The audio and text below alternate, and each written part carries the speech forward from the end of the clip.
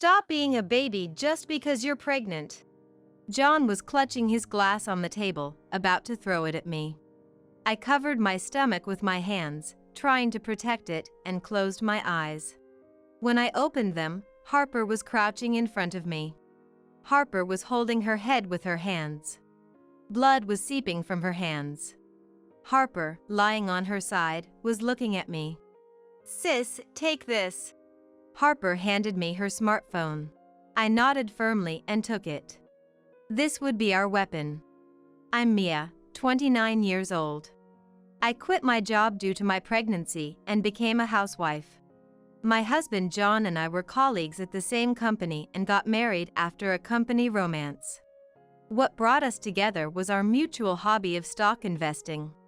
Many people invest and save for a better life, but it's rare to find someone who considers it a hobby. We clicked because of our unusual hobby. After many niche dates, we felt secure in our future and decided to get married. After marriage, we lived in a modest apartment close to our workplace, but after discovering my pregnancy, we decided to move in with John's family.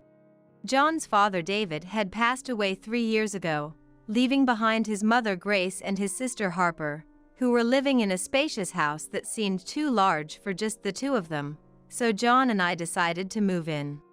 Although it was a bit far from work, the house was spacious and had recently been renovated, making it a comfortable home. Grace was kind, and she welcomed me with a smile when we first met. Harper seemed shy and someone who was hard to read, giving off a plain impression. When Grace found out about my pregnancy, she was overjoyed, saying, "Thank you for getting pregnant with John's child. I'll support you as much as I can," and celebrated grandly. When we decided to live together, she said, "Let's have fun living together," which made me feel that there wouldn't be any mother-in-law and daughter-in-law conflict in this house. Looking back, I was mistaken, and this was the beginning of my hell. On the first day of living together, Grace showed me around the house. Grace had always been considerate towards me, always saying, "Thank you for being with John," whenever possible. My friends were against me living with my in-laws, but I wasn't worried at all. My only concern was whether I could get along with Harper. She was always looking down and never made eye contact when speaking. Honestly, it was hard to understand what Harper was thinking, and I found it creepy. "She's just shy." "Harper is delicate but very skillful with her hands." Grace and John both seemed very considerate of Harper. John bragged about Harper, being proud of her and adored her unusually. According to Grace, Harper would only ask to send a package once or twice a month and usually stayed in her room. She had been reclusive since high school and was not employed. However, she seemed to contribute generously to the household expenses. John's family was a bit strange but a good family, and I felt happy to be a part of it. That happiness lasted until we moved in. That night, after moving in, I was busy unpacking and didn't notice John had returned. I heard a loud voice from the entrance. It seemed like John was angry at the entrance. John, prone to complaining, often found fault with shop clerks and delivery personnel. Assuming he was complaining about damaged moving boxes, I headed to the entrance. "What's wrong? Why are you yelling? Did something break?" "It's not that. The man of the house has returned. Come greet me at the entrance." I was stunned by John's selfish remark. "What?" John seemed irritated by my lack of response. "Don't mess with me. When the man of the house comes home, you're supposed to greet him at the entrance. It's common sense." I was frightened by John's anger and apologized. "Sorry. I was busy unpacking." John glared at me with a red face. "Also, I'm the man of the house. I'm the head of the household. From now on, you should honor me when you speak to me." I was overwhelmed by his sudden change. That day, I was scolded by John for not preparing dinner and not getting the bath ready. Harper also came out of her room to see what was happening, but then she disappeared and didn't show her face again. After John went to bed, I cried in the bathroom. Why do I have to endure this treatment? I remembered the kind John before we got married. The days he took off his coat to cover me in the cold, the times he gently pulled me close when cars passed by. What was all that for? This isn't the real John. I tried to convince myself that he was just in a bad mood, that he's actually a kind and caring person. Otherwise, I couldn't see how I could continue with this marriage. I used to be so happy, but now all I feel is anxiety. And it seemed like everyone was against me, with no allies. All I could do was hope that John's mood would improve by tomorrow. But my faint hope was quickly dashed. John's attitude the next morning was the same as the night before. Hey, or you. He would refer to me as so, not calling my name. Hey, you must always obey Mom, he said, treating me more like a slave than a housewife. Work for Harper's sake. John kept saying it was for Harper's sake. His affection for Harper was abnormal. While John was smiling at Grace and Harper, he never showed me a smile. His gaze was always cold towards me. I started to have severe morning sickness around 5 months into my pregnancy, making it difficult to move. Whenever I lay down on the sofa, John would invariably scold me. Hey, what are you lying down for?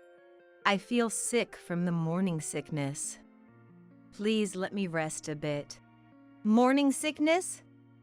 That's nothing serious. You're not working, so the least you could do is keep this house clean.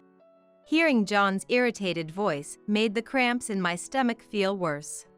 I was probably tensing up from stress. I knew it wasn't good for the baby, so I tried not to provoke John. If I woke up even slightly after John, he would yell at me. If he found me dozing off, he would start shouting. I was always under surveillance by John, feeling uncomfortable every day. I even thought about divorce, but I couldn't muster the courage for the sake of the baby. John had a good public facade, seen by others as the perfect husband and father.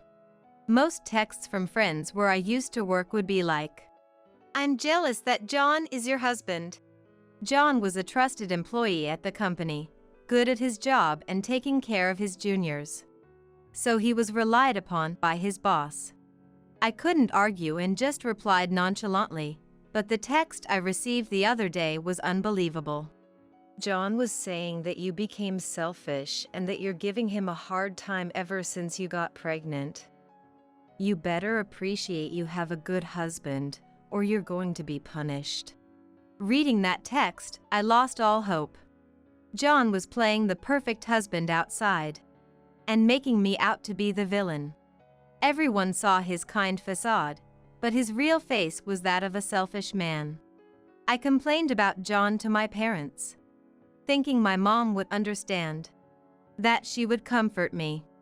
Maybe she would suggest coming back home to give birth. But my mom took John's side as well. She was completely deceived by John. I was lectured instead. I couldn't even go back to my parents' home.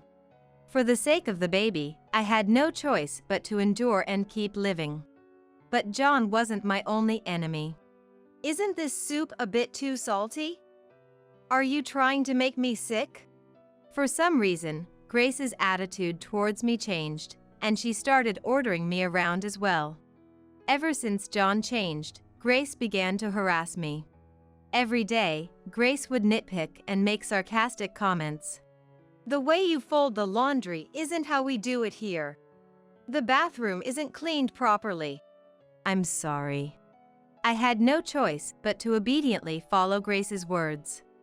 But when I first met Grace, she had said, "I'll support you as much as I can." Where did that go? Was I foolish to believe those words? Grace took advantage of me doing all the housework to laze around during the day or go out to lunch with her friends. And she would always instruct me to make John's favorite dishes. Moreover, she specified shopping at high-end supermarkets. John's favorite dishes take a lot of effort and time to prepare.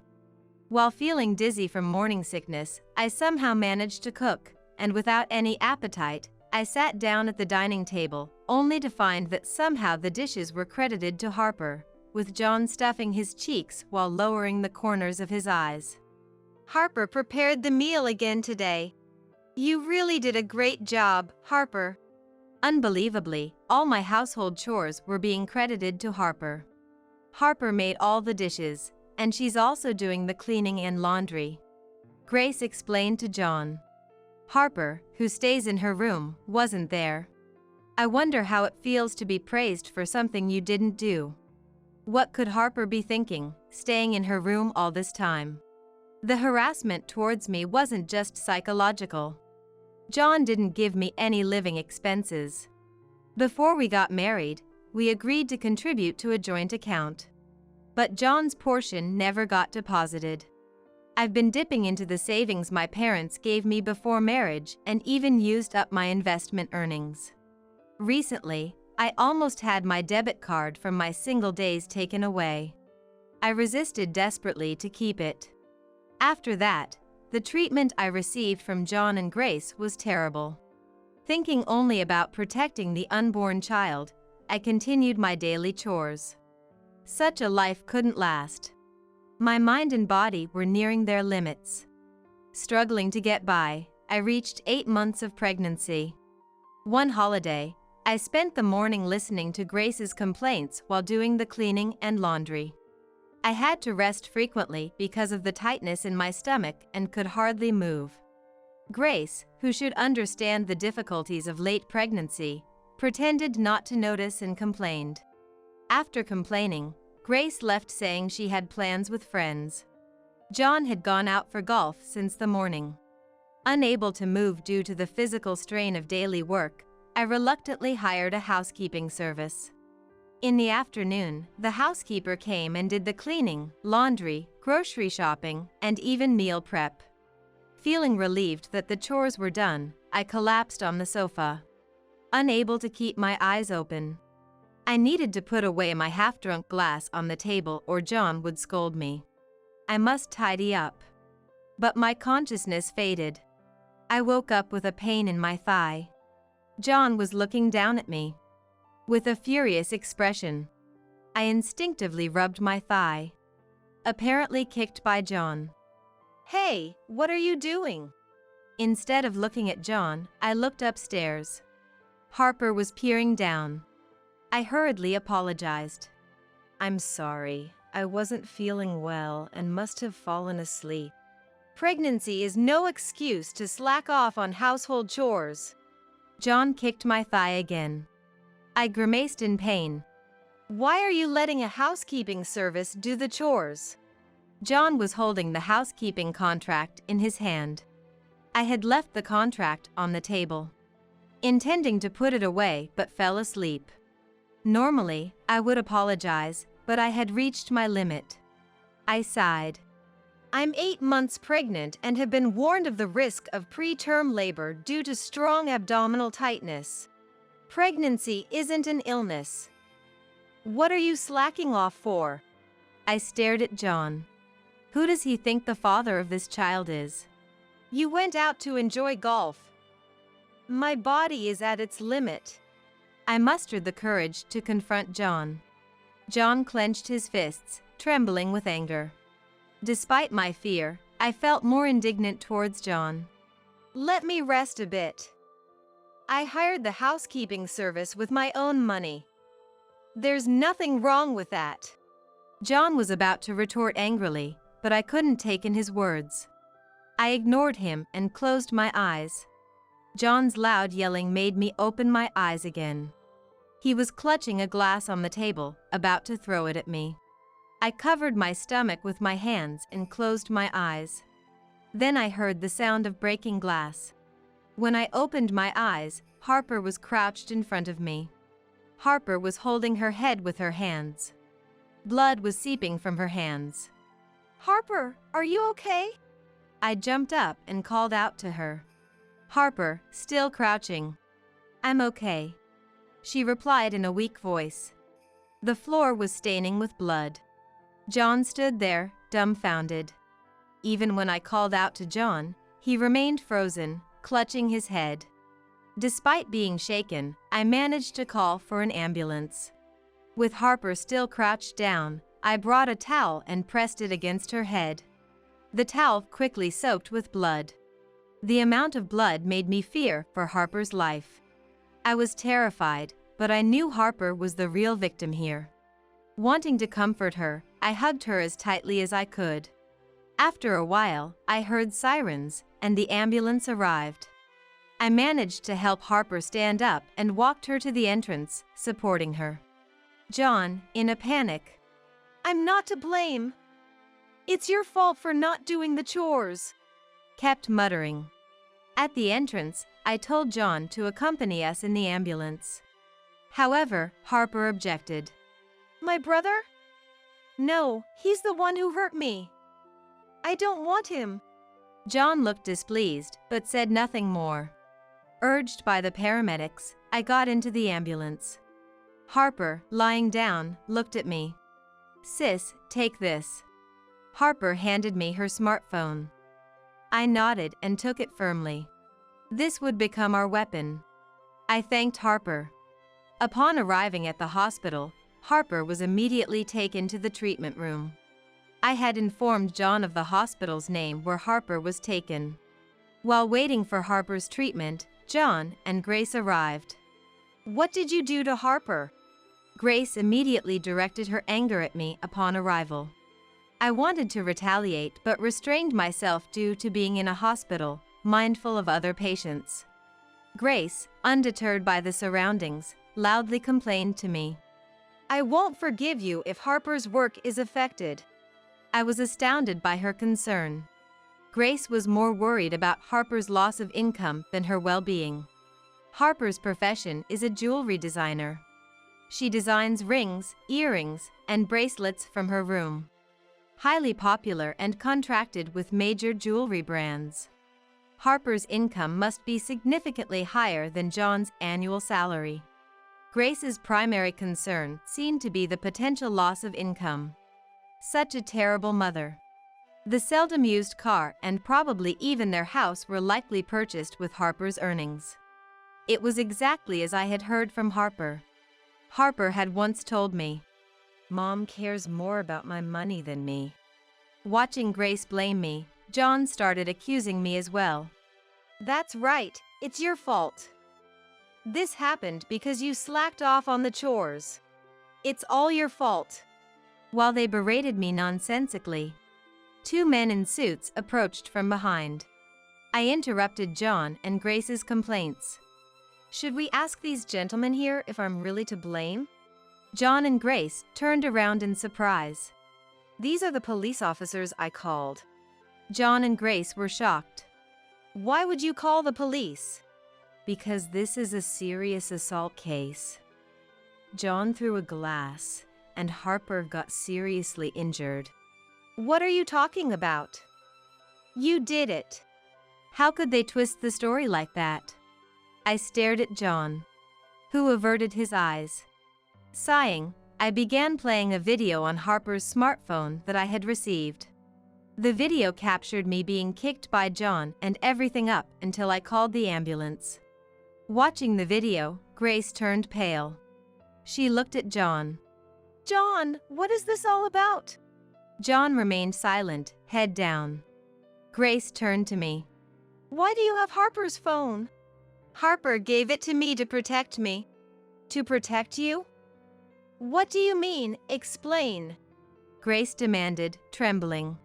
In this household, I had one ally. Harper was on my side. From the day we moved in, Harper was aware of Grace's harassment and John's violence. She occasionally came out of her room to check on me. Horrified by how badly I was treated, and decided to leave evidence by installing hidden cameras around the house. I showed Grace additional footage. "Everything you've done to me is captured here." The footage, complete with audio, captured John's verbal abuse and Grace's dehumanizing behavior, eliciting puzzled looks from the police officers present. John and Grace's faces contorted. Who's the real culprit here? I smiled maliciously. But why would Harper side with you? I smiled broadly. That's because Harper was bullied and exploited by you, I said in a low, menacing voice. Harper, too, was a victim of Grace. John and Grace, perhaps intimidated by my presence, took a step back. Until John and I lived together, Harper was harassed by Grace. Harper started her career as a jewelry designer while a student, initially earning very little. Grace, frustrated that Harper's pursuit was not profitable, tried to kick her out. It was David, still alive at the time, who stopped her. David created a bank account specifically for Harper and provided financial support. Eventually, Harper's talent was recognized, and she started earning an income, but by then, David had passed away. Harper planned to leave home to escape Grace, but found herself unable to do so when Grace took control of her bank account. For Grace, keeping Harper at home meant having more income. Moreover, with Harper around, John would often return home. This made Grace even less willing to let Harper go. Grace was frequently harsh to Harper. She repeatedly say, "John is my only real child." Harper had a boyfriend and considered eloping when our living together was decided. And that's when the harassment shifted towards me. The night we moved in, I was berated by Grace and ended up crying in the bathroom. That was when Harper approached me. I never thought she would bully a pregnant woman. That person is a devil in human form. Will you join me in defeating the devil? From that day on, our joint struggle against Grace began. The smartphone Harper handed me in the ambulance became our weapon. Grace was flustered by the incontrovertible video evidence.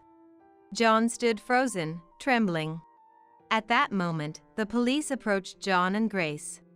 "Let's hear the details at the police station," they said in a cold, impersonal tone. John turned to leave, but the police blocked his way. "I haven't done anything wrong. I have no obligation to go," said Grace, trying to push past the police. Then, the treatment room door opened, and Harper, with a bandage on her head, came out in a wheelchair. "Are you okay, Harper?"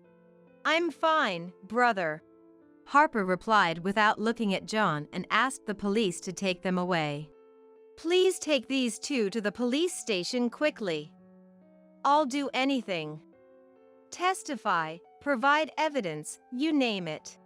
Harper glared coldly at John and Grace. The police took John and Grace by the arms and led them away. "Are you okay, Harper?" I rushed to Harper after the police took John and Grace away. "Yes, I'm fine. Just a small cut on my forehead," Harper said, smiling at me. I smiled back, relieved. "Head bleeds easily. And I'm just in my wheelchair for a precaution since I injured my head. I'm glad it's not serious." Harper couldn't be discharged until the test results came out and had to be hospitalized for the day. As I was about to go back for our things, Harper's boyfriend, Michael, arrived. Michael was shocked to see Harper in the wheelchair and hugged her, half crying. Harper, reassured, also cried. I quietly left the room, not wanting to intrude. The next day, Harper was discharged after the tests showed no serious issues. Harper and I returned home together. Michael, worried, followed us. Grace and John had not yet returned. We decided to search for Harper's debit card, thinking it was our only chance. In the afternoon, John and Grace returned. Seeing me sitting on the living room sofa, they immediately started accusing me. "How could you?" "Yeah, because of you, Mom and I got lectured at the police station," John said. I stood my ground, retorting. After all, I had strong allies by my side. "Be glad you weren't filed a complaint against it.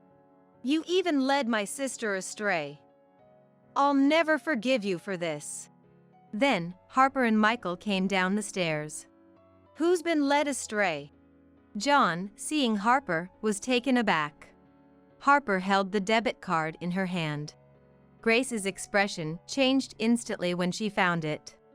"John, Mia wants to give you something," Harper hinted at me with a look. I presented the divorce papers in front of John. "You're not seriously thinking of divorcing me, are you?" "Yes, I am." John clutched the divorce papers tightly. "Enough with the jokes. Just sign it. It's more manly to just fill it out quickly.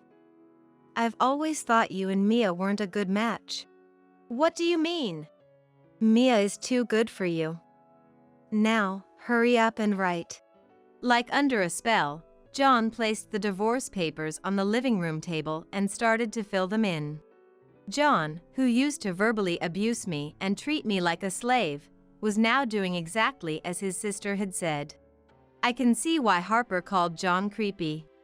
Even as he filled out the divorce papers, John kept looking at Harper. I snatched the divorce papers as if to claim them. Submitting these would sever my ties with this house. "Shall we go then?" John tried to reach out to Harper. Unperturbed, Harper took Michael's hand and headed for the entrance. I gave John and Grace a cold look. "I will never forget what you did to me, Grace. And don't you forget either, John." With that, I left the house with Harper and the others. "This isn't over yet," I muttered to myself. I sent an email to John's workplace, dubbing it a divorce notification. I also sent a video to my friend at his workplace. Now, everyone will see John's true colors. Lately, he hasn't been talking to anyone. My friend emailed me. "I think John's going to quit his job soon." Later, I consulted a lawyer for free advice and filed for divorce alimony and child support. Given John's nature, I also requested a restraining order to prevent stalking. I agreed not to file a police report in exchange for getting the child support in a lump sum. Now, I won't have to worry about non-payment. John didn't come near me thanks to the restraining order, but I heard he came begging to Harper. John ambushed Harper on her way home, crying and clinging to her feet. John directed all his anger at Grace. "It's your fault Harper hates me. Mia leaving is also your fault. You took away all my happiness." After lashing out at Grace with his grievances, he left the house. Harper told me that Grace had contacted her. Grace seems to be living like a recluse, concerned about the neighbors' eyes. To that Harper told me, "This is the retribution for what she did to me." With a cold look. 2 months later, I gave birth to a healthy boy. Harper was there for the birth. "I want to have a cute baby like yours someday." Michael, standing behind her, blushed, which I found adorable.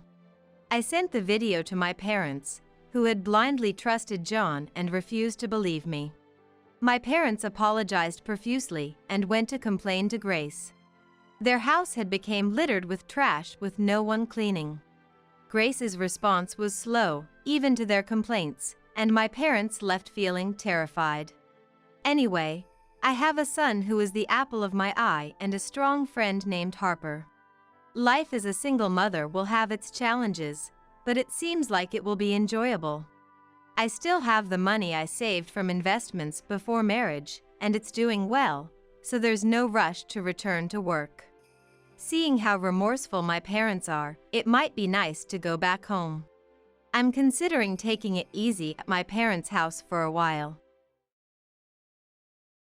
When I woke up, I was in the hospital. A nurse nearby was surprised and hurried over to me. According to the nurse, it seems I had been in a car accident and had been unconscious for over 3 years. Furthermore, I was told by the nurse that my daughter, Kate, was in the middle of her wedding ceremony. My daughter getting married? I hadn't even heard she had a boyfriend 3 years ago, let alone that she was getting married. Had she grown up so much without me knowing? It was a feeling of happiness and loneliness that I couldn't quite describe as a parent.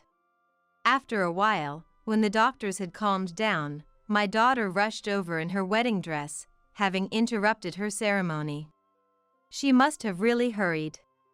Though her makeup and dress were disheveled, my daughter looked beautiful as a bride. The man standing next to her must be her husband-to-be. He was wearing a tuxedo that matched my daughter's dress very well. Mom, I'm so glad. Tears flowed as my daughter grasped my hand, causing my own tears to well up. I'm so glad you woke up, Mary. It was then that I finally realized. This man was David, a colleague from my workplace. Unbeknownst to me, my daughter had married my colleague. You've become so wonderful. This moment of emotion was brief as the two began to whisper seriously to each other. What should we do? Our plan has. I heard such words. Plan? I repeated the words I heard. In place of my stunned daughter, David began to speak with a serious expression. Mary. Actually, we intended to do something at today's wedding. David then explained everything leading up to today's plan from the beginning. When I woke up, I was in an unfamiliar place. I couldn't immediately remember why I was here. But I knew it was a hospital. And then I could remember my name. My name is Mary. As I looked around, trying to remember what happened before I got here, I locked eyes with a nearby nurse. The nurse was surprised and rushed over to me. According to the nurse, it seems I had been in a car accident and had been unconscious for over 3 years. 3 years. I did a quick calculation of my age before losing consciousness. It seems I had merely slept and turned 52. The nurse who kindly spoke to me called another nurse, and then my primary doctor was called. Soon, the primary doctor came to my room to check on me. One nurse said, "We'll contact your family," and left the room. Another nurse informed me that my daughter, Kate, was in the middle of her wedding ceremony. From the doctor's rush, I could tell that my waking up was almost a miracle. But what about this? Kate is getting married? I hadn't even heard she had a boyfriend 3 years ago, let alone that she was getting married. Had she grown up so much without me knowing? It was a mix of happiness and loneliness I couldn't quite describe as a parent. After confirming there was nothing wrong with me, the primary doctor said, "I'm really glad you woke up," and showed me a smile before leaving the room. After the doctors had calmed down, Kate rushed over in her wedding dress. She must have really hurried. Though her makeup and dress were disheveled, Kate looked beautiful as a bride. I wished I could have seen her like this at the ceremony. The man standing next to her must be Kate's husband. He was wearing a tuxedo that matched Kate's dress very well. Mom, I'm so glad. Tears flowed as Kate grasped my hand, causing my own tears to well up. I'm so glad you woke up, Mary. It was then that I realized. This man was David, a colleague from my workplace. Unbeknownst to me, Kate had married my colleague. You've become so wonderful. He looked different than he did 3 years ago, not just because of his outfit, but his face had matured. He had become a truly distinguished adult man. This moment of emotion was short-lived. The two began to whisper seriously to each other. After all, they had interrupted their important wedding ceremony for my sake. What should we do? Our plan has. I barely took in the content, but I heard those words. Plan? I repeated the words I heard. In place of my stunned daughter, David began to speak with a serious expression. Mary. Actually, we intended to do something at today's wedding.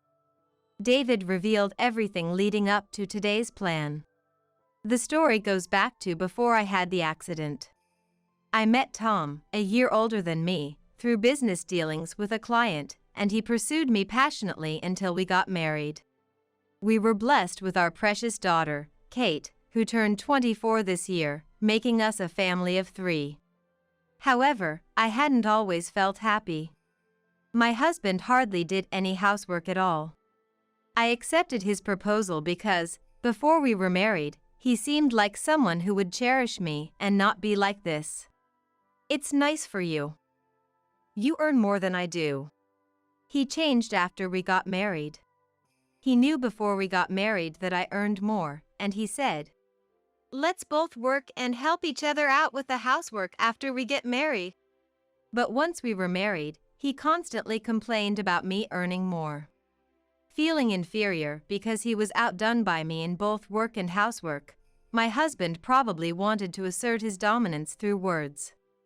At home, he began to nag me persistently. "I wish you would stop saying things like that."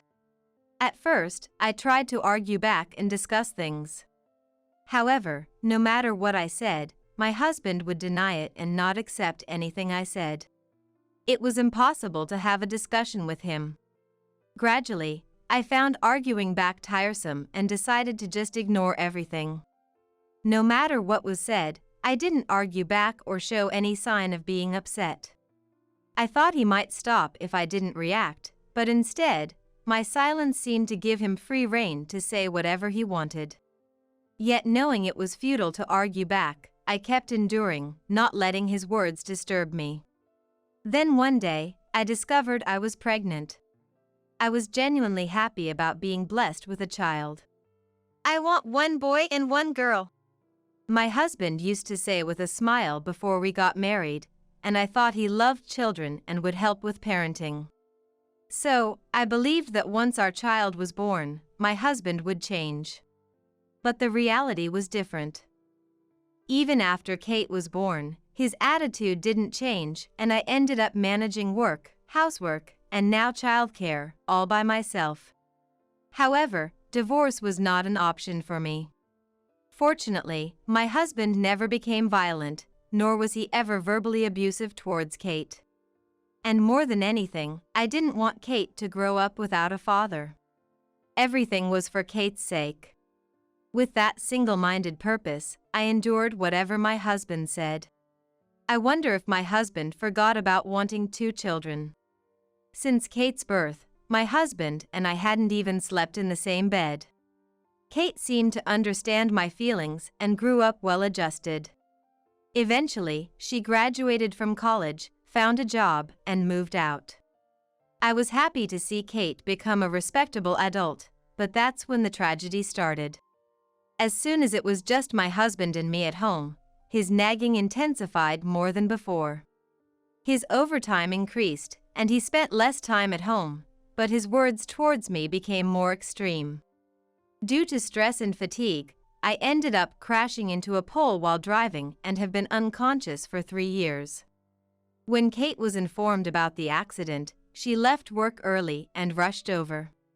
The surgery was successful, but the doctor said, "It's uncertain when she'll wake up, and it wouldn't be surprising if she passed away at any time." But the doctor said. Hearing that, Kate decided to take care of me and has been doing so ever since. As for my husband, he left all the caregiving to Kate and lived freely. Somehow, my husband maintained a good appearance outside, so he received courteous treatment from colleagues and neighbors who heard about my condition. It's always been like this. He's pleasant to everyone but me, liked by women in the neighborhood, and, from what I hear about his position and relationships at work, he wasn't regarded poorly. So, I was completely fooled by him before we got married. The way he acted after we got married was the real him. He wanted to be a good person outside, but at home, he wanted someone in a weaker position than himself, like a wife, to dominate. However, since I managed both housework and childcare, and eventually outperformed him in work, he probably felt the need to assert his dominance by saying whatever he wanted every day. Apart from my husband and Kate, the only other people who came to visit me in the hospital were my best friend Jane and my colleague David. Kate knows Jane is my best friend. I've had Jane over a few times, and during those visits, she met Kate. David came to visit 2 days after I was hospitalized, and that's when he and Kate had their first one-on-one conversation. I'll come to visit now and then. Don't overdo it. Jane and David were considerate towards Kate. Indeed, Jane made sure to visit once every month or two, and Kate was grateful for that. Kate and David met when he came to visit me in the hospital. David had joined my company as a new graduate.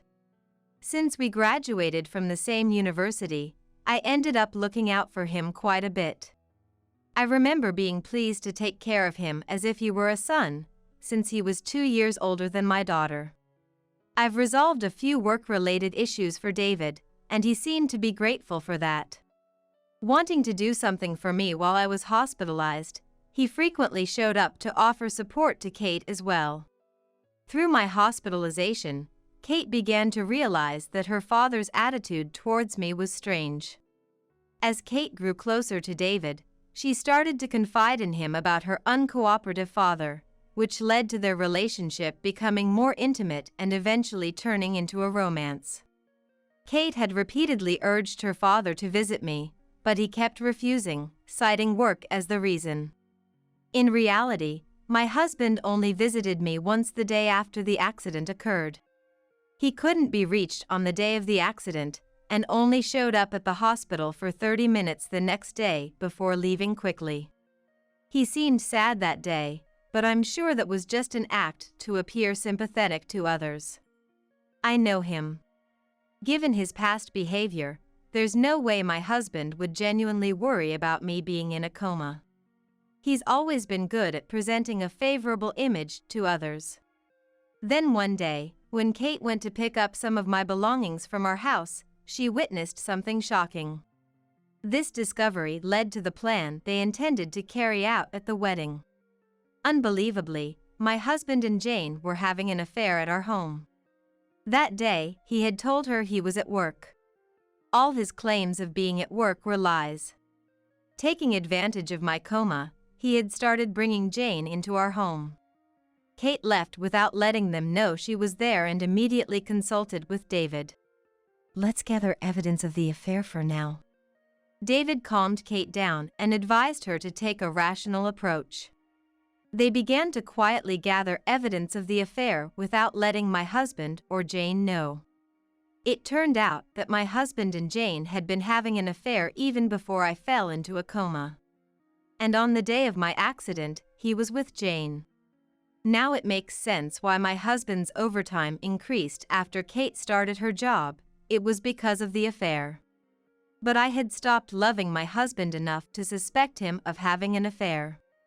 After I was gone, it seemed they planned to remarry using the inheritance from my parents that would go to my husband. Among the evidence of their affair was a brochure for a honeymoon trip. I had heard that they were waiting for the inheritance from my parents, who had passed away years ago and left a considerable sum to go to my husband. When I discussed it with him, "We'll save this for an emergency," I had said. If I were gone, all the inheritance would go to my husband. The thought of him using that for his remarriage to Jane was horrifying. Kate and David had gathered enough evidence of the affair, employing a detective as well. 2 years after I fell into a coma. Considering everything with Mary and David, I know it's been tough. But I'll always be here to support you. Marry me. David proposed to Kate, and they got engaged. Simultaneously, David came up with a plan. Let's show everyone the evidence of Tom and Jane's affair at our wedding. Kate agreed to the plan, and they began preparing for the wedding. Unaware of such preparations, my husband and Jane continued to enjoy their affair, thinking I was none the wiser. Jane still visited me regularly, for reasons unknown. Was she looking at my unconscious face? Praying for me to disappear? It's distressing to think about. Kate didn't know how to act around Jane, who kept visiting despite her affair with Kate's father.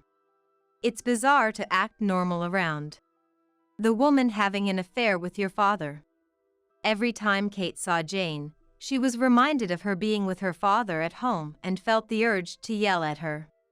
Yet, to ensure the success of their plan, she maintained her composure, pretending not to know anything. Apparently, Jane visited while David was there. That was the first time David and Jane met face to face. They only had a trivial conversation. Jane expressed concern for Kate and David, talked about me, and spent about 30 minutes chatting in the room. The atmosphere wasn't bad at all, sometimes even filled with laughter. "That woman is the mistress," David murmured after Jane had left. I think even from Jane's demeanor that day, David couldn't possibly imagine she was involved in an affair.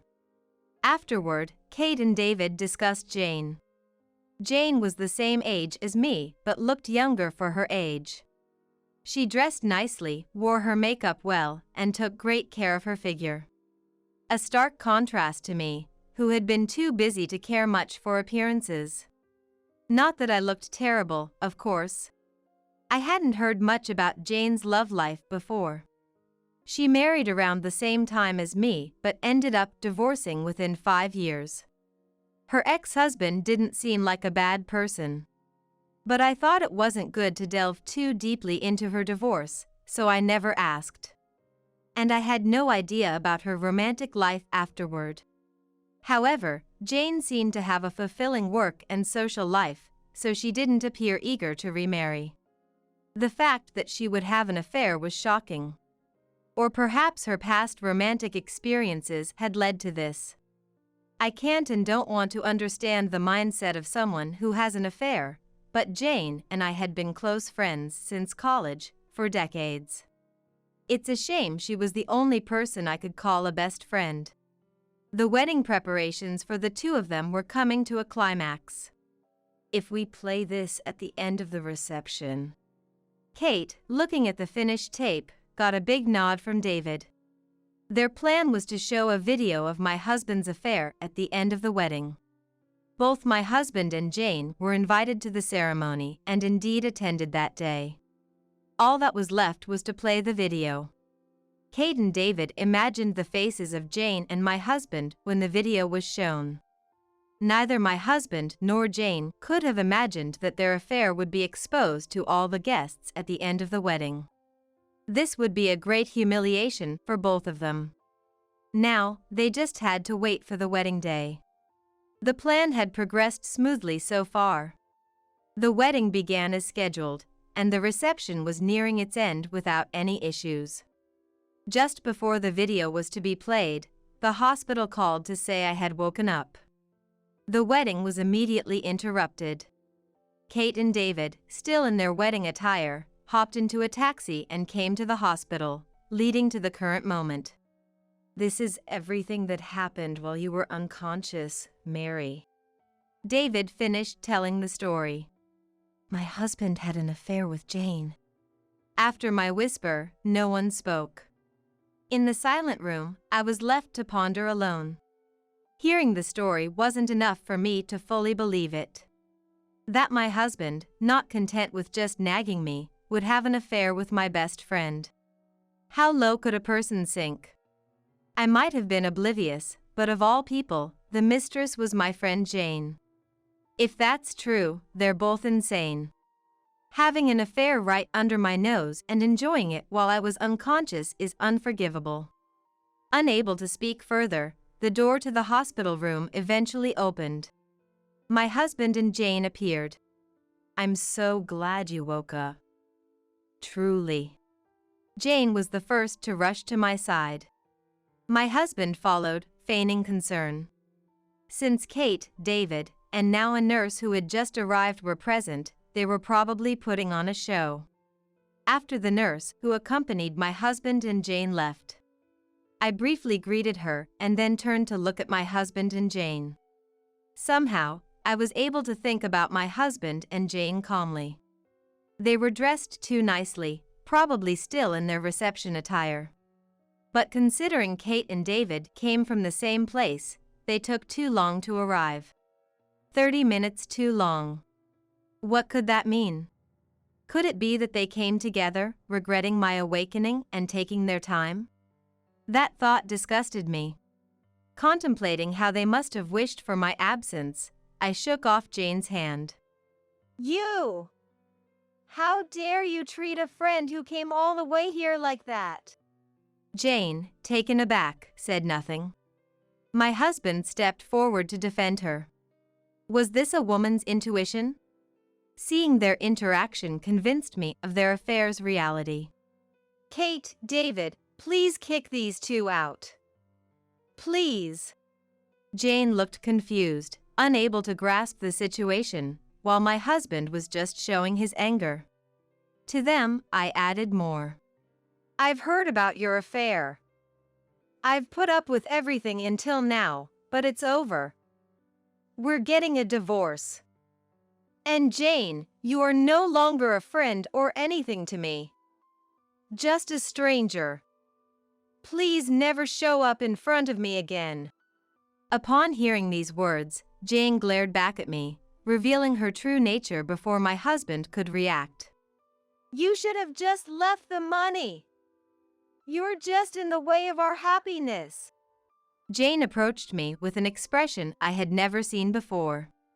Kate stopped her, and David restrained my husband. You really think you'll be okay without me?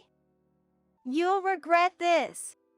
Even now, my husband tried to assert his dominance with his words. He forgot Kate and David were there and lashed out at me as usual. Yes. I'm better off without you. I looked at him coldly. His face turned red rapidly. Gradually, both my husband and Jane's voices grew louder and harsher until the nurses came to see what was happening. The nurse tried to calm down Jane and my husband, saying, This is a hospital, please. But they wouldn't quiet down. Eventually, Jane and my husband were kicked out of the hospital. I never imagined confronting them about the affair in such a way. Once the commotion settled, I finally took a breath in the quiet room. Kate, David, thank you so much. I would like to express my gratitude to the two of them, which I haven't been able to express yet. I hadn't yet expressed my gratitude to them for looking after me during the 3 years I was unconscious and for thoroughly investigating my husband and Jane's affair. I couldn't thank them enough. Kate and David exchanged glances before David knelt before me. Mary, I apologize for the late introduction. Please allow me to marry Kate. I promise to make her happy, David said nervously. He was just a cute colleague 3 years ago, but he had supported me and Kate throughout these years. I had no intention of denying their marriage. Of course. David, I trust you with my daughter. Be happy together.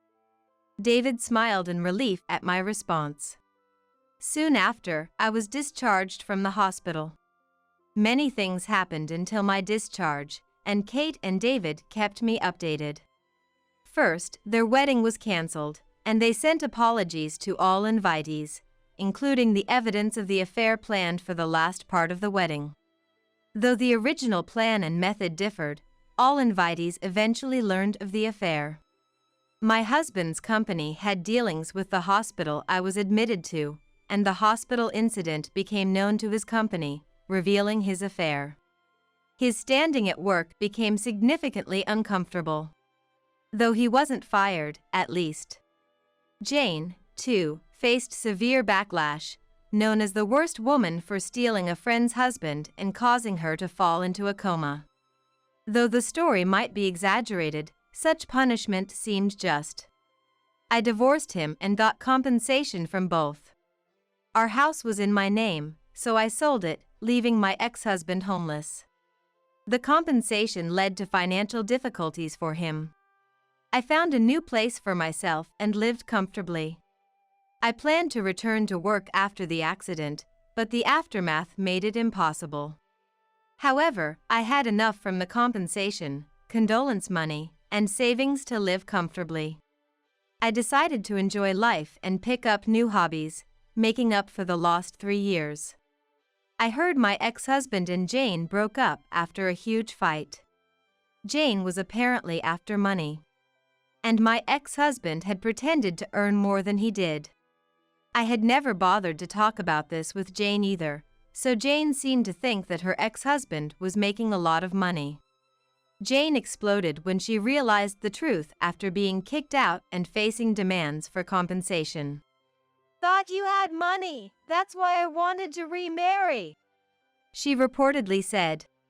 It's a rumor, but perhaps she wanted a second chance at happiness. Still, I feel no sympathy. It seems my ex-husband was easily fooled by Jane, who appeared to respect him. While it's a bit sad to see them lose everything, I wonder if they've experienced the same or even greater hardship than I did during these 3 years. Seeing them like this, I feel a sense of closure. There was a time my ex-husband, having lost everything, managed to find me. I was wrong. Please, let's start over.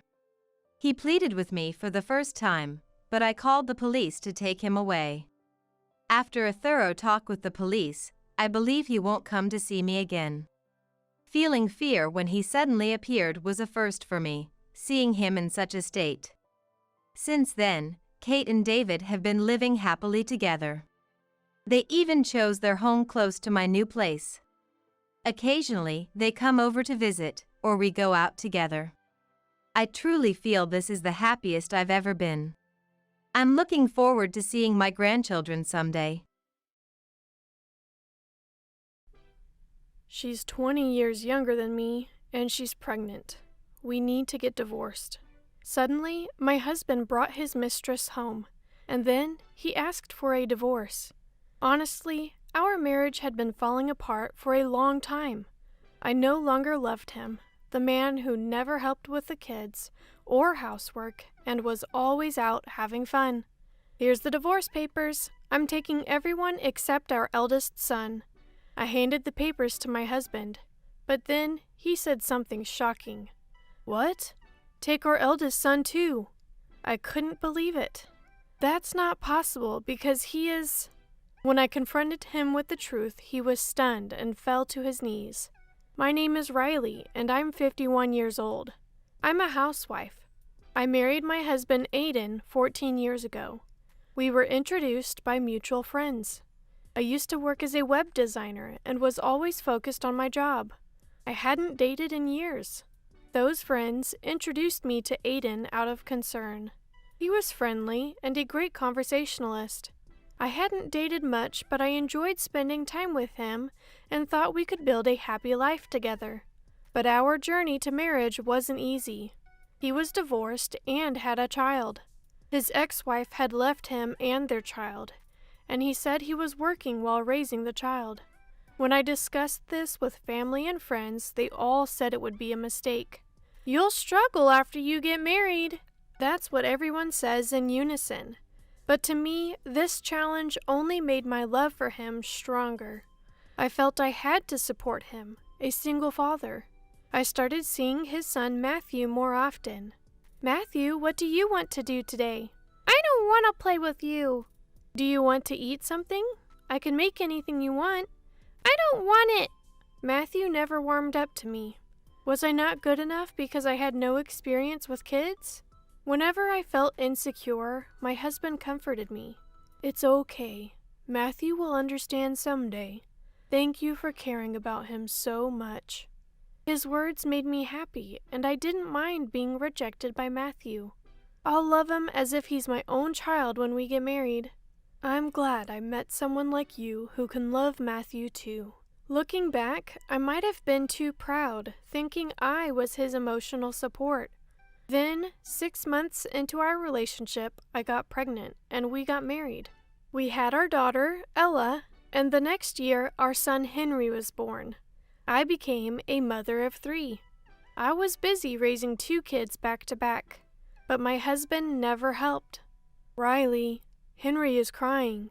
Can you comfort him? I'm busy right now. Me? No way. He wants his mom, right? Even when I was taking care of our daughter, he'd hand me our crying son and play on his phone. He always came home late, drunk. On his days off, he'd leave in the morning and come back in the evening. We barely had time to talk. I was always taking care of the kids, with no time to sleep. The stress kept piling up. Can you help a little? What? I'm tired from work. You're home all day. Taking care of kids is a woman's job. I couldn't believe it. I wouldn't have married him if I knew he was like this. I felt deceived. But, thinking of our newborn children, I couldn't easily ask for a divorce.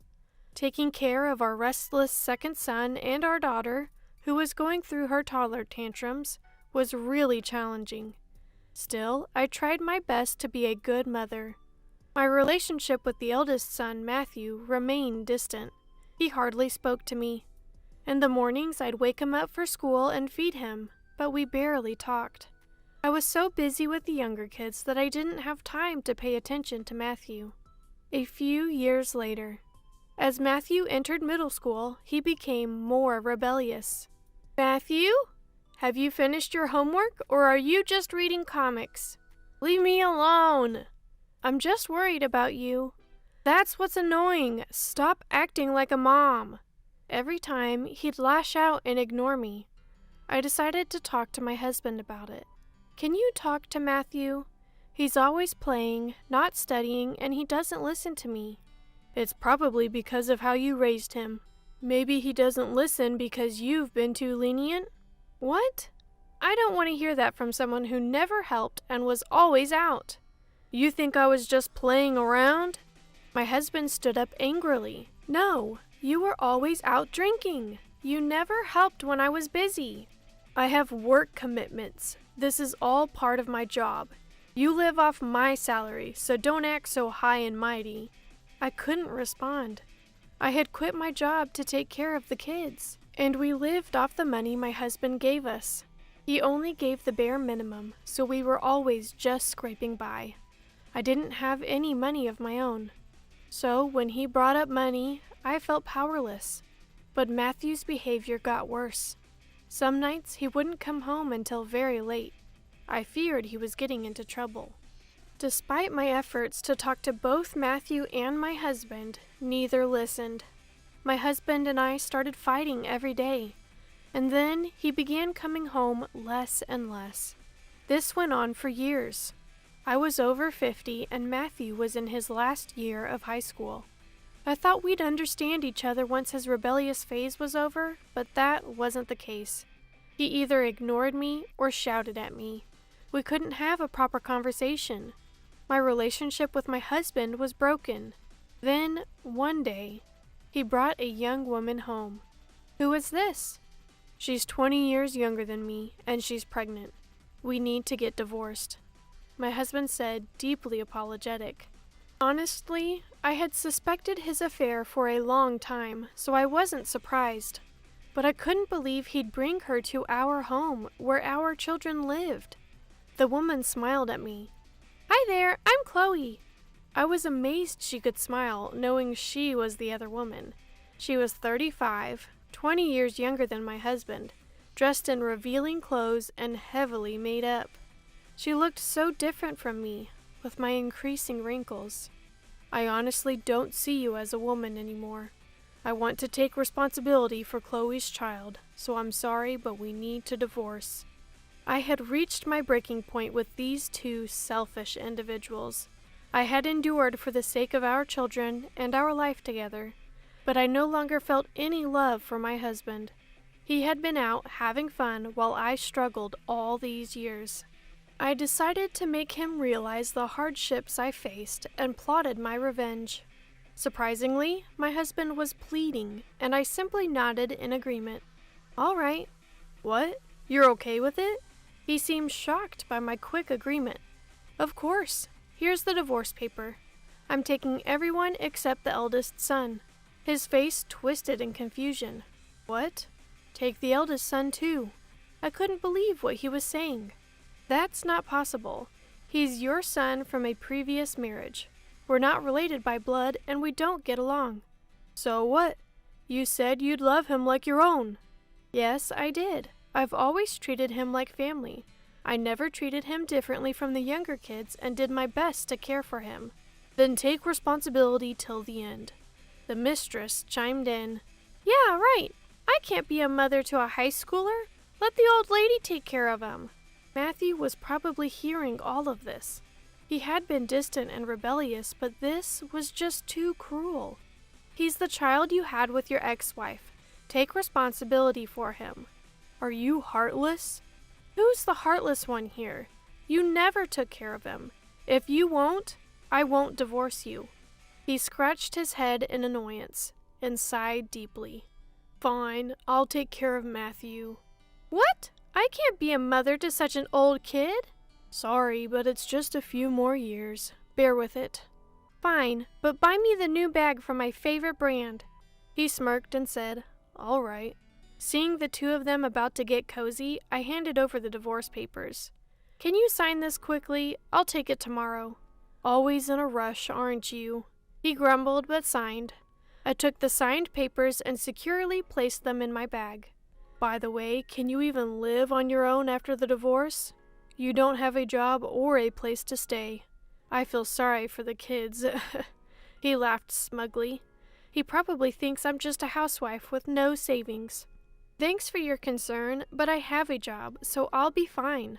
What? You started working? It's probably just part-time, right? You can't live on that. It's not part-time.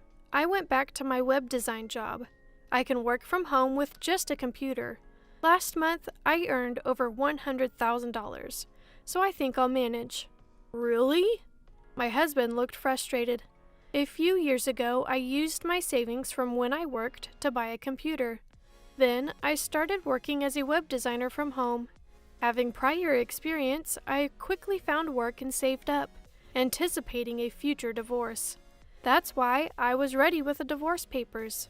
I smirked at my husband, who thought he had the upper hand. By the way, are you two going to be okay? What do you mean? Child support. I'll need it for Ella and Henry until they're adults. He looked troubled. It's his responsibility to support his children. Just because we're divorcing doesn't mean he can abandon his duties. We'll discuss the amount through lawyers later. I'm thinking around $400 a month for both. $400 a month? That's too much. What are you talking about? They're in middle school now, and there are expenses for club activities and tutoring.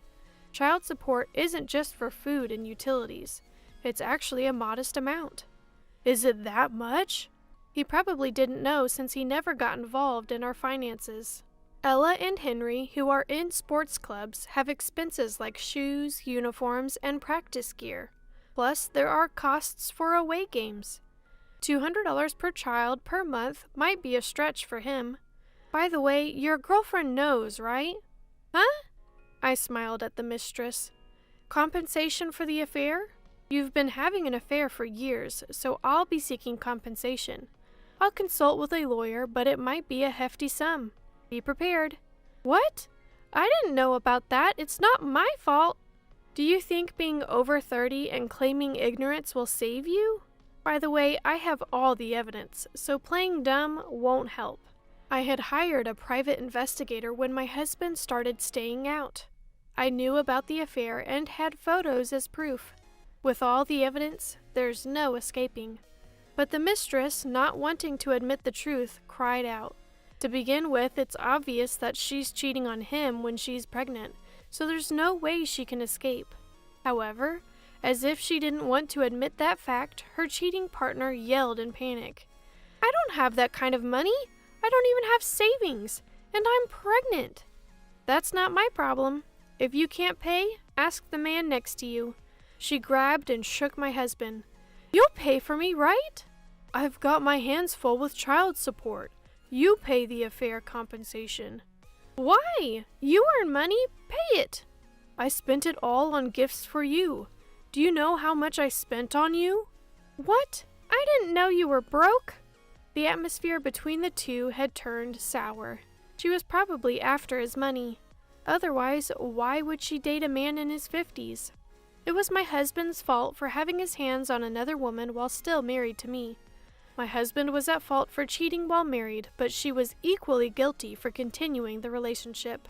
I wanted her to pay her dues. I thought you'd take care of me and buy me anything I wanted. That's why I considered marrying you. I didn't know about any affair compensation. I won't pay. You can refuse, but I'll consult my lawyer. See you in court? When I mentioned court, she panicked and stood up. I can't do this. I don't want to marry this old man and be in debt, especially not with a college-aged son. I'm leaving. Wait, please. The mistress grabbed her bag and rushed out the door. My husband tried to stop her, but she pushed him away, causing him to fall on his rear. It was quite a comical sight. Oh, she ran off on you. It's all your fault. Look what you've done. He angrily got up. Try anything and I'll call the police. This is all because you interfered in our marriage. I burst out laughing at his words. Interfered? So, neglecting me and our family is just a natural consequence for you? He fell silent, glaring at me, still not fully grasping the situation. I decided to drop another bombshell. Just a reminder, Matthew's annual tuition is due this week. What? I mean, he's starting college in the spring, right? You need to pay his annual tuition. You're taking care of Matthew, aren't you? He looked puzzled. Having neglected our eldest son for years, he probably wasn't aware of his college plans or the costs. How much is it? It's a private college, so around $40,000. $40,000? How am I supposed to afford that? Well, that's just for the first year. With tuition, facility fees, and other costs, it'll probably total around $1 million over the years. Good luck. You're kidding. I was surprised myself. I went to a public university and had no idea private colleges could be so expensive. He probably didn't expect this either. Why did you let him apply to such an expensive school? It's not my fault. I told Matthew to study, but he didn't listen. And you never helped me when I asked for advice. But you can't just enroll him in a college like that. I won't accept it. Then talk to him. It was his decision to go there. He fell silent again. Having neglected his parenting duties for so long, he probably didn't know how to approach Matthew. I have no intention of worrying about those two. We'll pack up our things and leave. As I stood up, he suddenly grabbed my arm. Wait, let's try again. What are you talking about? I've changed my mind. For the kids, we shouldn't divorce. He looked serious, but I knew it was all an excuse. You just don't want to pay child support and compensation, right? No, wait, I can't be with you. I promise I won't cheat again. Let's start over. Absolutely not. I couldn't imagine living with someone who neglected his family, partied all the time, and got a woman 20 years younger pregnant. You seem to misunderstand. I didn't agree to divorce just because you asked. I've wanted to for a long time. I just couldn't afford it. Now that I've saved up, it's perfect timing. Even if you hadn't asked, I would have. Then why? I've always wanted to get a divorce, but I just couldn't get a divorce because I didn't have the money. I've been working hard and I'm saving money, so it was a good fit. Even if you didn't say you wanted a divorce, that's what I was going to say. He was speechless. Did he really think I still loved him after everything? I'm not a saint enough to love my husband, who has done such terrible things to me. But the kids need both parents. Divorce is bad for them. Just then, our eldest daughter and younger son stormed out of their rooms. I don't want to live with a father like you. Me neither. Ella, Henry, how can you say that to your parent? They stood by me, glaring at him. You never did anything for us, and now you act like a father? Someone who cheats all the time is just disgusting. I'd rather live with Mom than with someone like you. You guys. He seemed more shocked than angry, standing there with his mouth open. You think just because they're kids they don't understand? They see everything and can judge right from wrong. Did you really think they'd still like you just because you're their father? I was wrong. Please, forgive me. I'll do anything. Buy you anything you want. Take you anywhere. We don't want any of that. I don't even want to see your face. My children's words brought my husband to his knees. Did he really think he could still bribe middle schoolers with things? If so, he's seriously underestimating them. Ever since elementary school, they've seen the hardships I've faced and have been such caring kids. They wouldn't forgive him easily. We packed our things and left without saying a word to my husband, who was still on the floor. In the end, we divorced. Now he's probably struggling with alimony and child support payments. Apparently, his mistress gave birth, so he's also paying child support to her. Considering he'll be paying until the child is an adult, he'll likely be paying even after retirement. He got involved with a younger woman, and it's turned out to be a costly mistake. And since he never did any housework, I've heard his home is a mess. He can't even do laundry properly, wearing wrinkled shirts repeatedly, which has made him unpopular at work and in the neighborhood. With his mistress and children gone, and no money for leisure, he's become a shadow of his former self. But that's no longer my concern. And so, we started our new life. "Ella, Henry, you'll be late for middle school." "Coming!" Both of them ran to the door with their bags. "Matthew, you need to leave soon too, or you'll be late." Yeah, so naggy. Matthew, now in a suit, headed to the door. The day we decided to divorce and leave, I found Matthew standing in the hallway. He'd been listening to our conversation.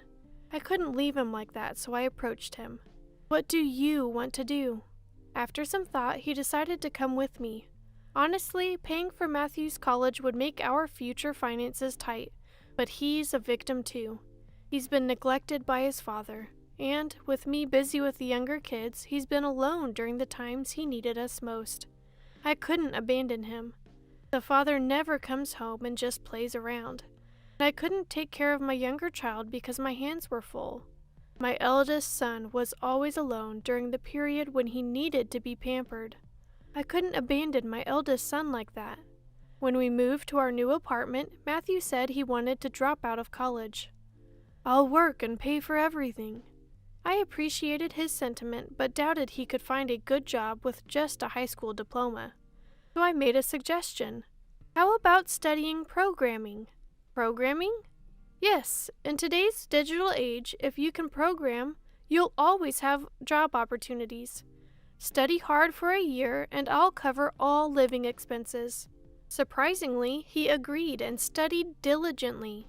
In just 6 months, he was skilled enough to get freelance work, and this year he secured a full-time position. The kids, dressed in their school uniforms and suits, were making a ruckus at the door. "Watch your tone with Mom. Anyone who complains doesn't get a ride." "Liar, drive us." "Don't crash, bro." The younger kids, who once feared Matthew, are now close to him. As they finished putting on their shoes, all three turned to me. "We're off." Watching them leave, I never imagined we'd have days like this. It feels like Matthew is finally part of our family. I vowed to do everything for my children's happiness from now on. You didn't hear me. A high school grad like you must be hard of hearing too. My kids deserve to be born to a much better woman. Education doesn't matter when it comes to love. My husband used to say before we got married. Now he belittles me for only having a high school diploma, saying he's going to leave and remarry a woman with an elite college degree. Ah, what a tragedy to end up with a low-educated woman like you. I'm truly unlucky. With those bitter parting words, my husband eloped with a college-educated woman. My name is Abigail. I married James, who's 3 years older than me, at 25, and I'm turning 27 this year. I work as an administrative assistant at a trading company with only a high school diploma. We met through a mutual acquaintance from high school.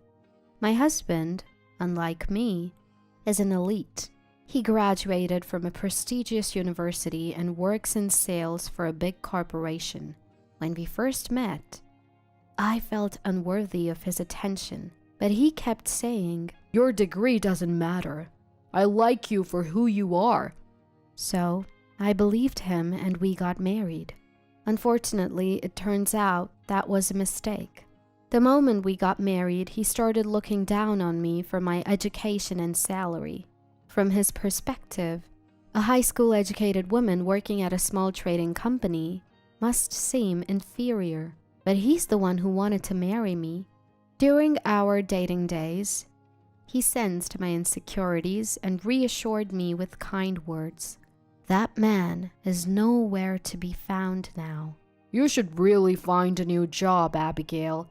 Having a wife who works for such a low-paying company is embarrassing, he shamelessly tells me. But I don't want to work for a demanding company right now because we're trying to conceive, and I also like my current job and company. His cold gaze silences me, my voice gradually shrinking. He sighs as if annoyed and retreats to the bedroom before I can say anything else. He probably assumed we were going to talk about our stagnant efforts to conceive again. He was right. I was hoping for a real discussion with my husband about our struggle to have a baby.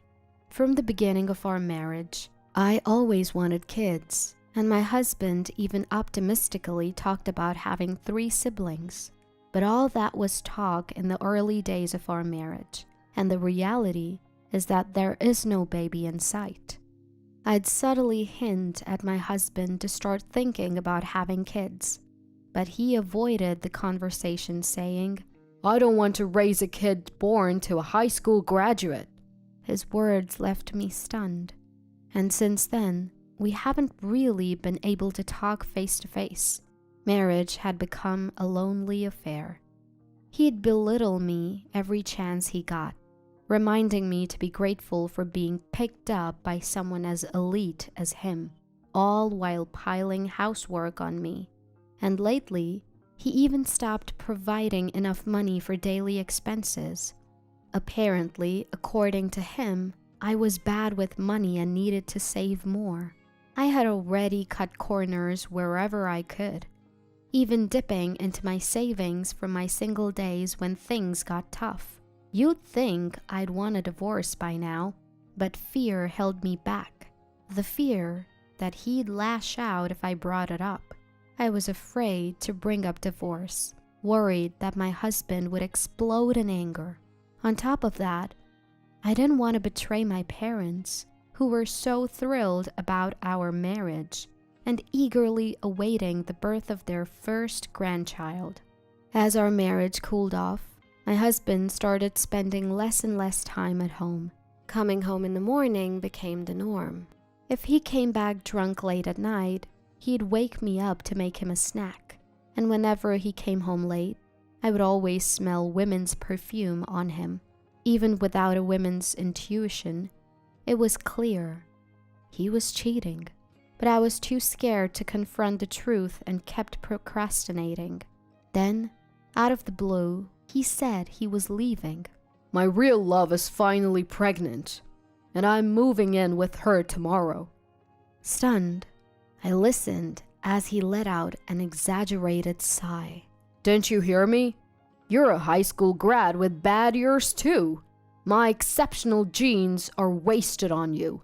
He kept babbling about things I didn't even ask. Turns out, he was cheating on me with a younger woman who graduated from the same prestigious university as him. He said he was leaving me for her because she is now pregnant. She's just starting her career, you see. Taking maternity leave right after joining a company would affect her career. Since I'm such a catch, I've had plenty of matchmaking offerings from my bosses. So I thought, why not marry someone for the time being? That someone for the time being was apparently me. Maybe because there was no longer a need to hide. His face looked more grotesque than I had ever seen. You work for a small trading company, right? I thought you might have some useful connections or something. But no, you have no valuable contacts and all you do is nag about having kids. He stared at me intently after saying all this. Seeing me speechless, he snorted, stood up from the sofa, and muttered, Ugh, what a tragedy. Marrying someone as uneducated as you. What a waste of my precious time. He then walked out the front door without even sparing me a glance. I take deep breaths as I hear my husband lock the front door.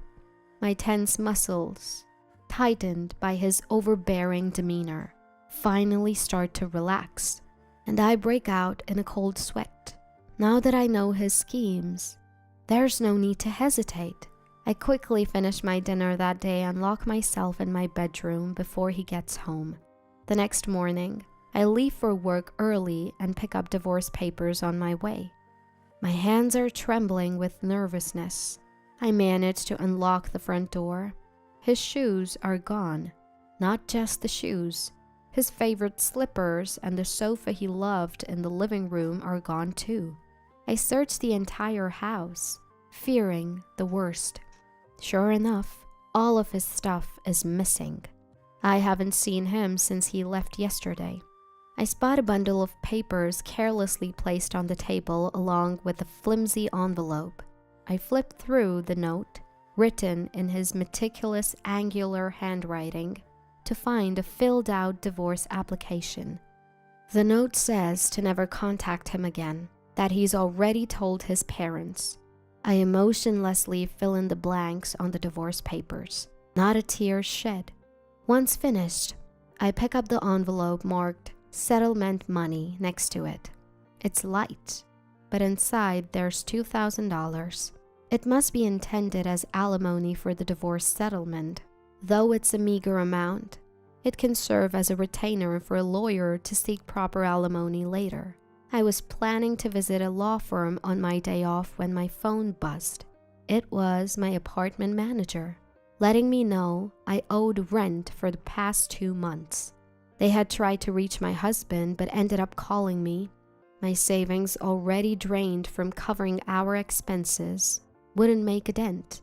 So, I had no choice but to use the $2,000 in that envelope. At the law firm, they told me it would be tough to claim any more money. I had spent most of the cash my husband left on rent. Doing that, apparently, would make it look like I had accepted a divorce settlement. I had a responsibility for the rent too, as we shared a home. I figured my husband knew I was out of savings. He probably left that $2,000 as a way to wash his hands off me, and I had fallen right into his trap. I couldn't survive when most of my income went to rent, so I started working for cheaper places. Eventually, I returned to my parents' home after they learned of my divorce and urged me to come back. They insisted I was still young and encouraged me to find another partner, saying it wasn't too late to have kids. Returning home, my parents kept reminding me that I was still young, that I could find another person if I tried to date again, and that I was not too old to have children. I felt a sense of guilt for disappointing them with the divorce. While commuting to my job, now a bit far from home, I also started dating again. I packed my schedule faster than one might expect for someone who just got divorced, partly because keeping busy helped distract my mind. Perhaps I wanted to overwrite the nightmare of my previous marriage with a fulfilling daily life. My efforts paid off sooner than I had anticipated. Within 2 years after my divorce, I had remarried and given birth to a daughter. My new husband, Daniel, was the same age as me and also a high school graduate. After high school, he worked in an auto repair shop near my parents' house, and we met at a local singles mixer. Daniel was initially concerned about his educational level, but I assured him I wasn't like my ex, who judged people based on their credentials. Daniel, in turn, never looked down on me for my background. He was always generous and accepting. We built our new home close to my parents, and my days were filled with parenting and work. Life was busy, but happy. My thoughts of my ex-husband had long faded into oblivion. I unexpectedly ran into him about 10 years after our divorce. I was attending a Spanish speech and debate competition with my daughter. "Is that you, Abigail?" a man called out to me from behind. I turned around. Although he had aged, I immediately recognized the face, one I would rather not have seen. Next to my ex stood a young boy, about the same age as my daughter. Noticing my gaze, my ex-husband said with an unconcerned smile, "This is my child, with Abby. She's an elite too. Graduated from a national university. The kid has the potential, and we're investing a lot in gifted education." Abby must be the college-educated woman he ran off with. He takes the liberty to brag about how smart his own child is, regardless of my feelings. As I quietly let it slide, he quickly glances at my daughter. "So what about your husband? He's a high school grad too, isn't he? Knowing you?" What he says is true, but admitting my current husband is also a high school graduate will likely make his insults worse. Wanting to avoid trouble, I neither confirm nor deny and quickly try to leave the scene with my daughter. "No, I can tell the face of a kid who's a high school grad. They look as dumb as anyone else around. There's no way such a kid could speak fluent Spanish." His insulting words, thrown at me even as he stepped in my way, left me stunned. In front of my child. He had no qualms about looking down on another child he had just met. I couldn't believe how nasty he was. Though my daughter might not understand what high school grad means, she probably sensed she was being spoken ill of. Seeing her face scrunch up as if she were about to cry, I stared fearlessly at my ex. "Would you mind not insulting children? Aren't you ashamed as a father?" He brushes off my anger nonchalantly. "Hey, I'm just telling the truth. It's presumptuous for a high school grad to enter a Spanish contest. Just play in the park where you belong." Having said his piece, my ex-husband grabs his child's hand and vanishes into the crowd. While a deep anger starts to bubble up within me, I catch my daughter's anxious face and rein in my emotions. "It's all right. You've practiced a lot. If you do just like you practiced at home, you'll win for sure. Mommy guarantees it." Our eyes meet, and I speak softly to her. I need to stay strong for her. She nods, slowly, digesting my words. After registering, I leave my daughter and enter the spectator area. Now all I can do is believe in her ability. I take a deep breath and wait for her contest to begin. Including my ex-husband's child, most of the young contestants were nervous and stumbled through their speeches. As for my daughter, even without parental bias, I thought she was by far the best, delivering her speech in fluent Spanish without hesitation. My prediction was accurate. She won the Spanish speech and debate contest, holding a large bouquet and with a medal around her neck. We leave the venue hand in hand. Next, we're going to celebrate with some steak, just as planned. "Abigail, wait up!" A loud voice chases after me from behind.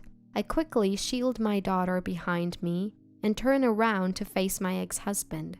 His eyes are red-rimmed, as if he'd been crying. Peeking out from behind me, my daughter's medal catches his eye, and he looks at it enviously. "How can your kid win first place? There's no way a child raised by a high school grad could be so articulate." Turns out, he's upset because his own child didn't place, while my daughter won the competition. He rants, assuming that my husband, my daughter, and I couldn't possibly speak Spanish. People leaving the venue glanced at him, puzzled by his outburst, but he seems oblivious. "Where did you enroll her? Or did you hire a tutor with whatever little you make?" "We didn't enroll her in any classes, and we didn't hire a tutor," I reply plainly. His eyes widen in disbelief. "No way! You can barely speak Spanish yourself. Did you forget about my job? His puzzled expression deepens. I work in an import-export office, where speaking some Spanish makes the job easier. Besides, my grandfather lives in Spain. I've been accustomed to Spanish since I was little. My daughter learned it naturally, talking with him. I stroke my daughter's head as she peeks out from behind me. I've conversed in Spanish with my grandfather ever since I can remember. I chose my line of work because it allowed me to use my Spanish skills. My daughter started speaking Spanish naturally because we've been video calling with her great-grandfather to show him how she's growing up. I've never forced her to learn Spanish. All my husband and I did was support our daughter. Follow your passion and you'll excel. As they say, my daughter has grown to converse with her native Spanish-speaking grandfather without needing a translator. My ex starts trembling as he listens to my explanation. His face flushed a deep red, boiling with humiliation. Losing to someone he had looked down on must have been a more significant blow to his ego than he had anticipated. I can't believe this. I'm going to complain to the organizers. My child was unfairly judged. In a fit of rage, my ex-husband stormed back into the venue, leaving our child behind. Not wanting to leave my child alone, I waited silently for him to return. Soon enough, security escorted him out of the building, gripping him by both arms. Gritting his teeth, it was clear he wasn't thrilled that my daughter won. As he aggressively approached me, a woman's voice suddenly called out to him. James, what a coincidence running into you here. She wore a crisp pantsuit and had an event badge hanging around her neck. My ex-husband's anger cooled as his shoulders tensed up. I couldn't just walk away, so I stood there, keeping my daughter behind me, watching. So, James, you have a kid. I heard you were single. Is this woman next to you your wife? Caught off guard, I shook my head vehemently. No, he's my ex-husband. Oh, so this child is yours and James's. She eyed the boy standing next to my ex-husband with her piercing gaze. No, that's the son from the woman he married after divorcing me. Her eyes lit up. Sweating and looking pale, my ex-husband was clearly distressed. What happened next needs no explanation. Sensing impending chaos, I fled the scene. It turns out, after marrying a college-educated woman, he'd been having an affair with another educated woman involving in the Spanish speech and debate tournament. She quickly realized she was his side chick upon seeing him with a child. Naturally, the affair infuriated his well-educated wife. She took their child and went back to her parents' house the next day. Now, he's scrambling to pay child support, alimony for the divorce, and education loans. Word got around his office about how he had been serial dating women based on their educational backgrounds, forcing him to resign. As for my daughter, she later participated in the national Spanish speech competition.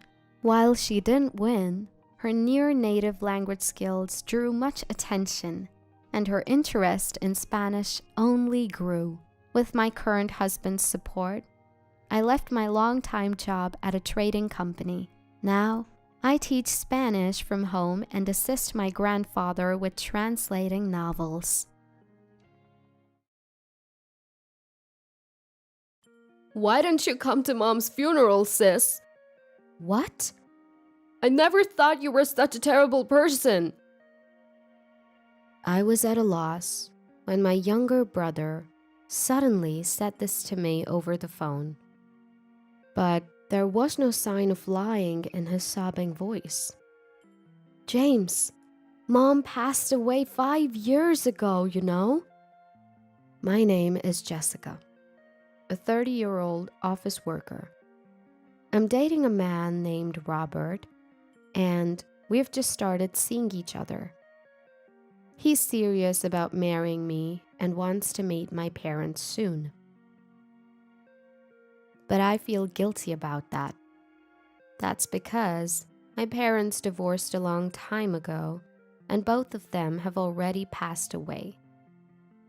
My father and mother reached an irreparable state due to misunderstandings, and they ended up divorcing. At that time, I was 16.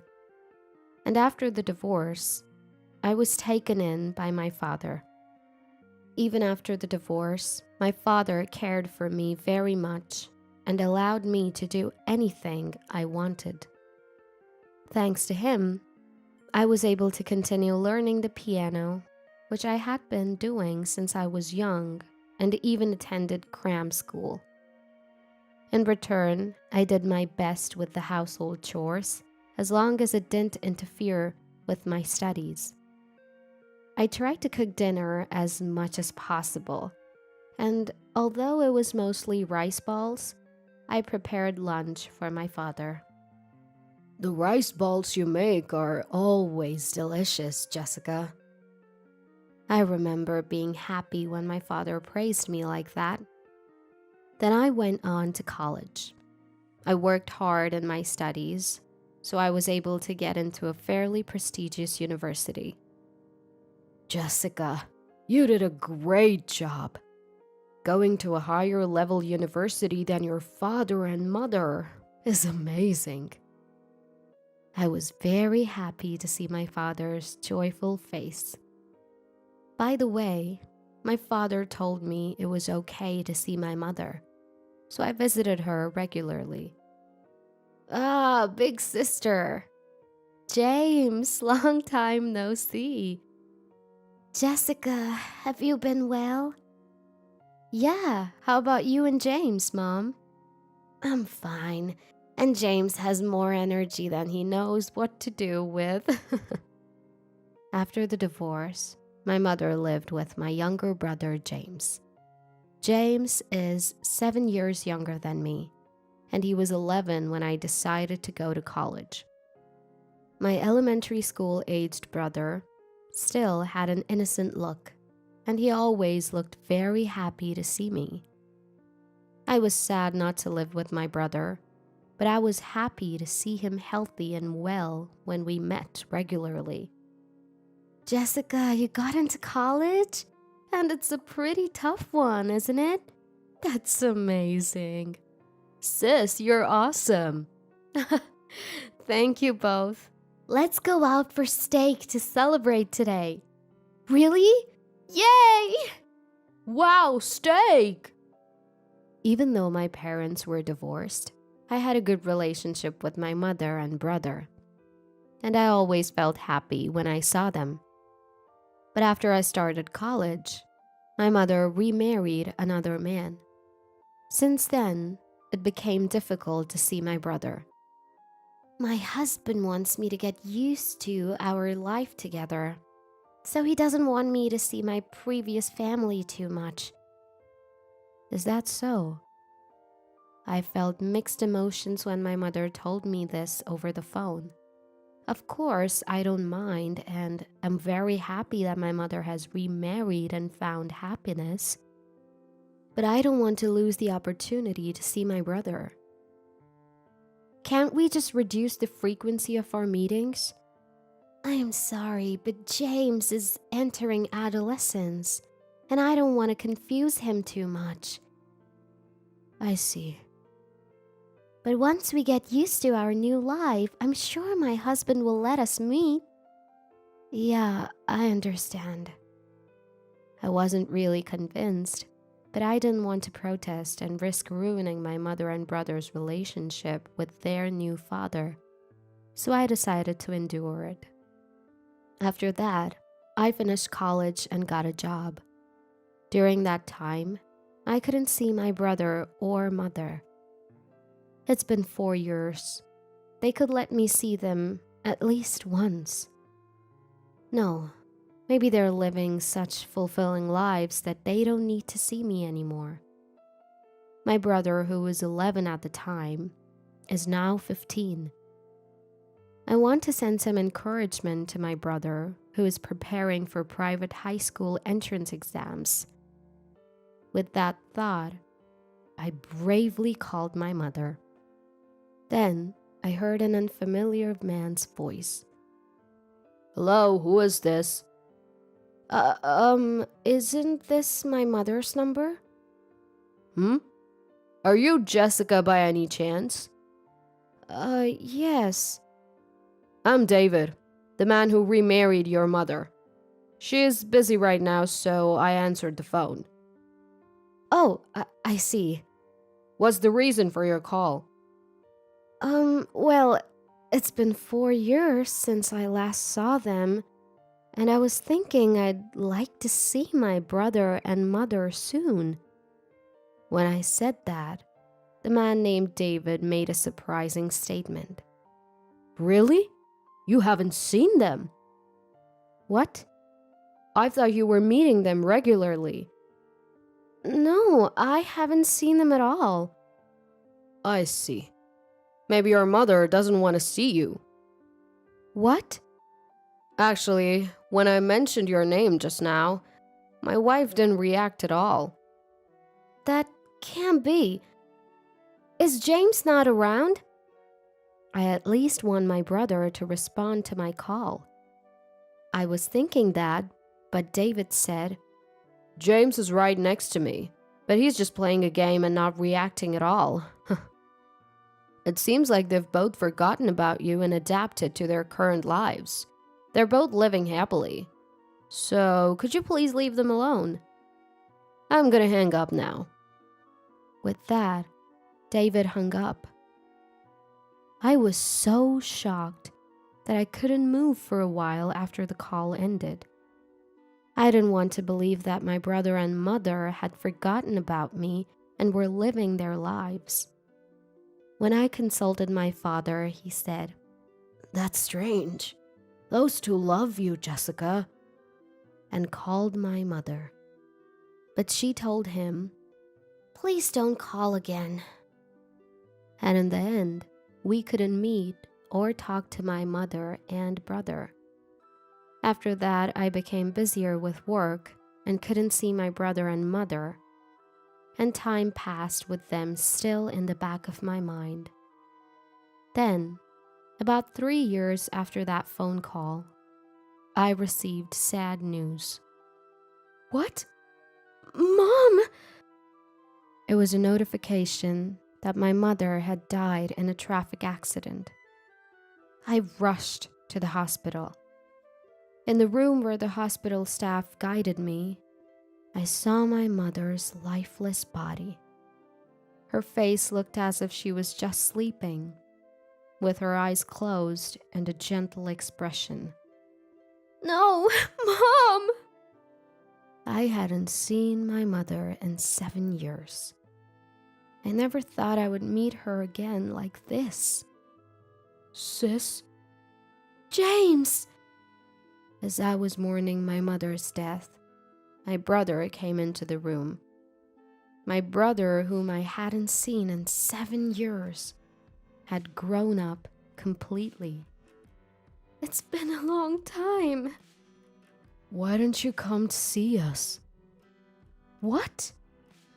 Did you start hating me and Mom? Wait a minute.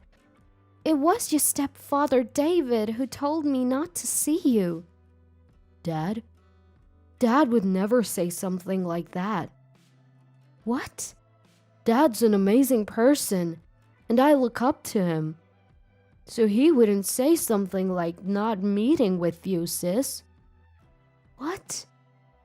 My brother seemed to trust our stepfather, David, quite a bit. They must have formed a strong bond over these 7 years. Then, a man who appeared to be David arrived. Hi. It's our first time meeting in person, isn't it? Hello. David was a man in his early 50s, with an ambitious look about him, like someone who could really get things done. I've seen various company employees in my work, and somehow he gave me the impression of being a bit cunning. I'm really shocked that my wife passed away so suddenly. The funeral will be held soon, so I'd like both you and your father to attend, Jessica. Understood. There were many things on my mind, but the priority was my mother's funeral. My father and I attended my mother's funeral together and saw her off. The funeral went without incident, but there was a dispute over the inheritance. Jessica hasn't seen my wife in 7 years. So, could you please give up the inheritance? What? Wait a minute. Wasn't it David who didn't let me see her? As I said that, my brother interrupted. Sis, are you still saying that? How many times do I have to explain that Dad would never do that? James, believe me, your stepfather told me not to see you and Mom anymore. He told me to leave you alone. No matter how desperately I pleaded, my brother wouldn't believe me. Oh dear, it seems I've become the villain here. Dad's not wrong. Sis is just saying weird things. James. Sis, I don't really understand inheritance, but will you give it up? What? I should at least receive the minimum inheritance, right? What would Mom think if she saw you being so greedy about money? David treated me as if I were money grubbing. Then my father stepped in. Wait a minute. My daughter is only claiming her rightful share. Stop making such accusations. Thanks to my father's words, David closed his mouth. No matter what you say, I'll make sure my daughter gets at least the minimum inheritance. What's this? Are you and Sis conspiring to make things difficult for us? That's not the case. This is just a claim of rights. The discussion was difficult, and in the end, I was able to receive only the minimum inheritance, but a rift formed between my brother and me. It was because I had become antagonistic with David, my brother's trusted stepfather. I had finally seen my brother after so long, only to be disliked by him. Losing my mother was sad enough, and this made it even harder mentally. And then, more misfortune struck me. My father was diagnosed with cancer. He was given only 1 more year to live. I felt like I was being crushed by repeated misfortunes. Why is this happening to me? I became quite negative. But my father, noticing my change, spoke to me gently. Jessica, everyone dies someday. It's not something we can control. I've been happy living with you all this time, and I intend to enjoy the time I have left to the fullest. Dad. After that, my father and I went on trips and did everything he wanted to do before he passed away. Losing both of my beloved parents was incredibly painful. But my father's last words were, "Look forward and enjoy every moment of life." So I wiped away my tears and chose to move on. My brother came to my father's funeral, but he brought David with him. Because of that, my brother was aggressive towards me, and all he talked about was my father's inheritance. Sis, you forcibly took part of Mom's inheritance, so I'm definitely taking Dad's inheritance. I didn't want to fight or be hostile anymore, so I quietly agreed. Yes, of course. I was planning to give it to you anyway. I said that and made arrangements for the inheritance to be transferred to my brother. I haven't seen my brother since then. He hasn't contacted me, and I felt awkward reaching out to him. A few years passed, and I met Robert through a friend's introduction. He was considering marriage, and I decided to tell him everything. That both my parents were gone, and that I was almost estranged from my only sibling, my brother.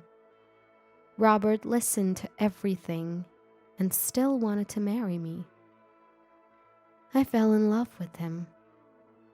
We continued to date smoothly and received a marriage proposal. This must be what it feels like to be on top of the world. But at the moment, I suddenly received a call from my brother. Hello, James? It's been a while, hasn't it? What's up? Oh, speaking of which, I have something to tell you too.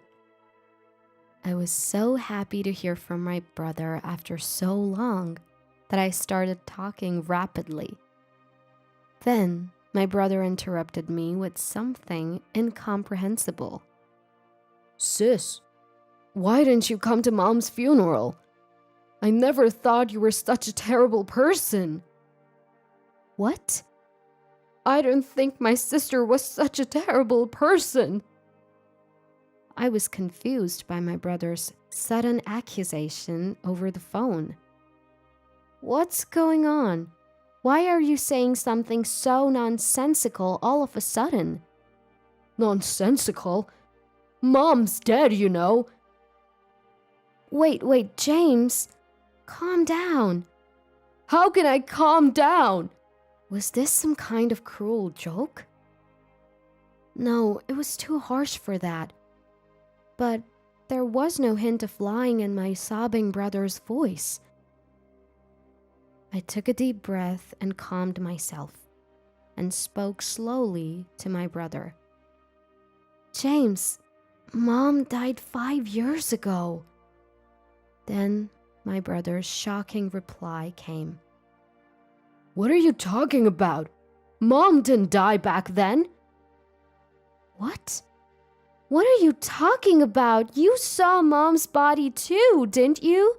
And we even had the funeral.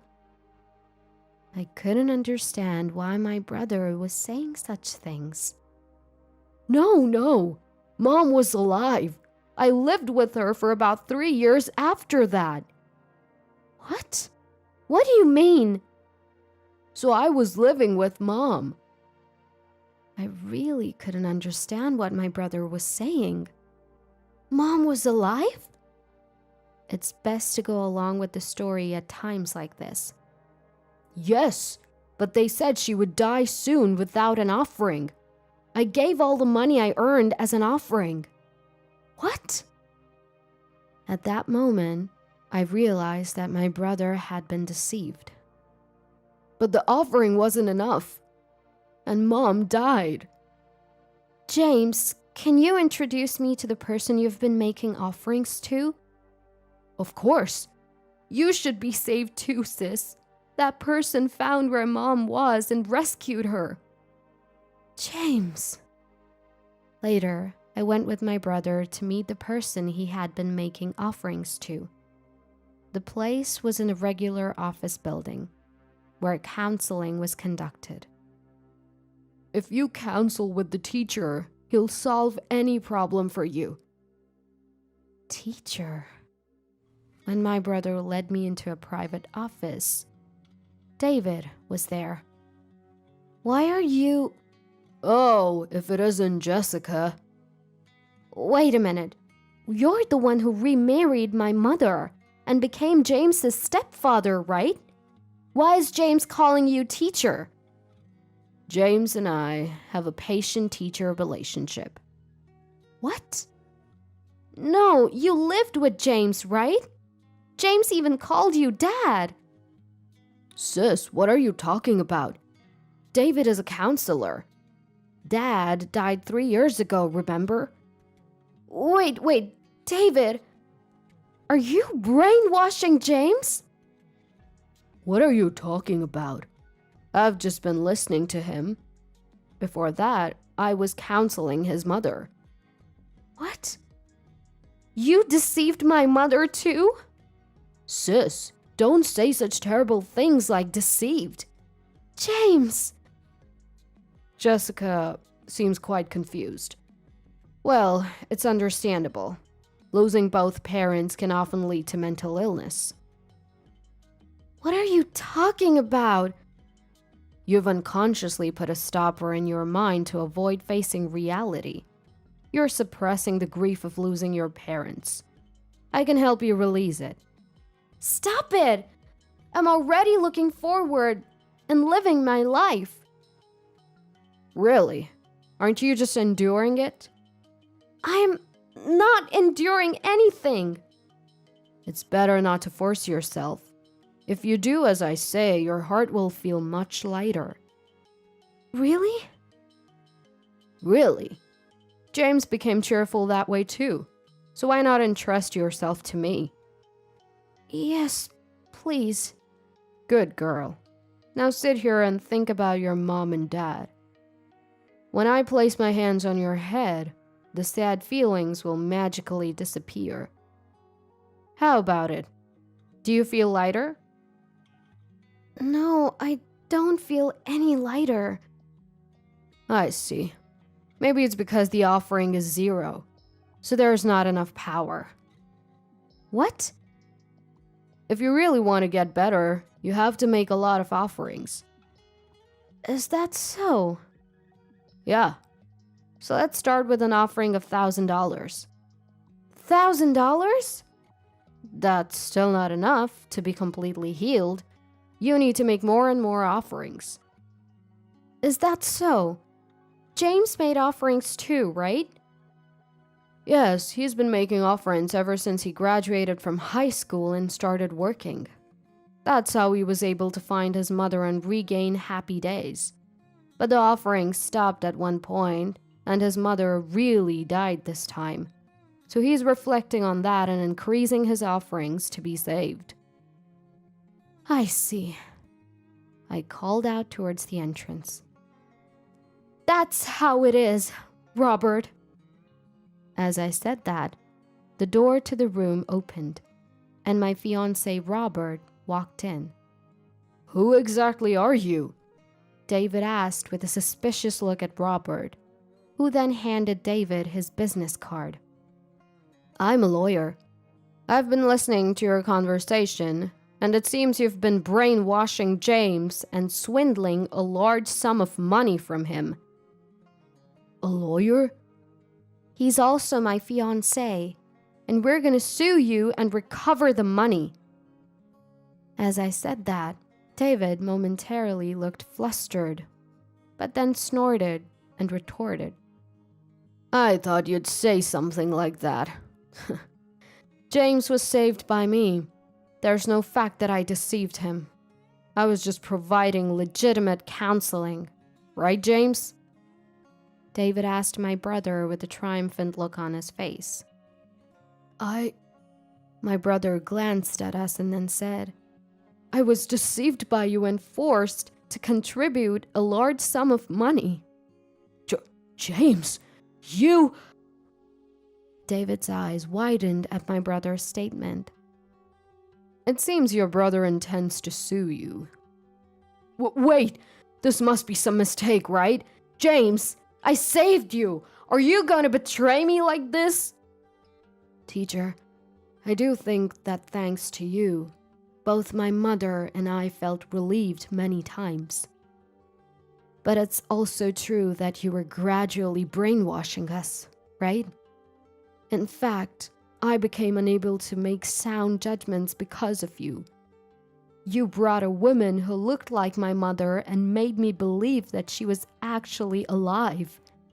And then you instilled fear that she would die if I didn't make offerings.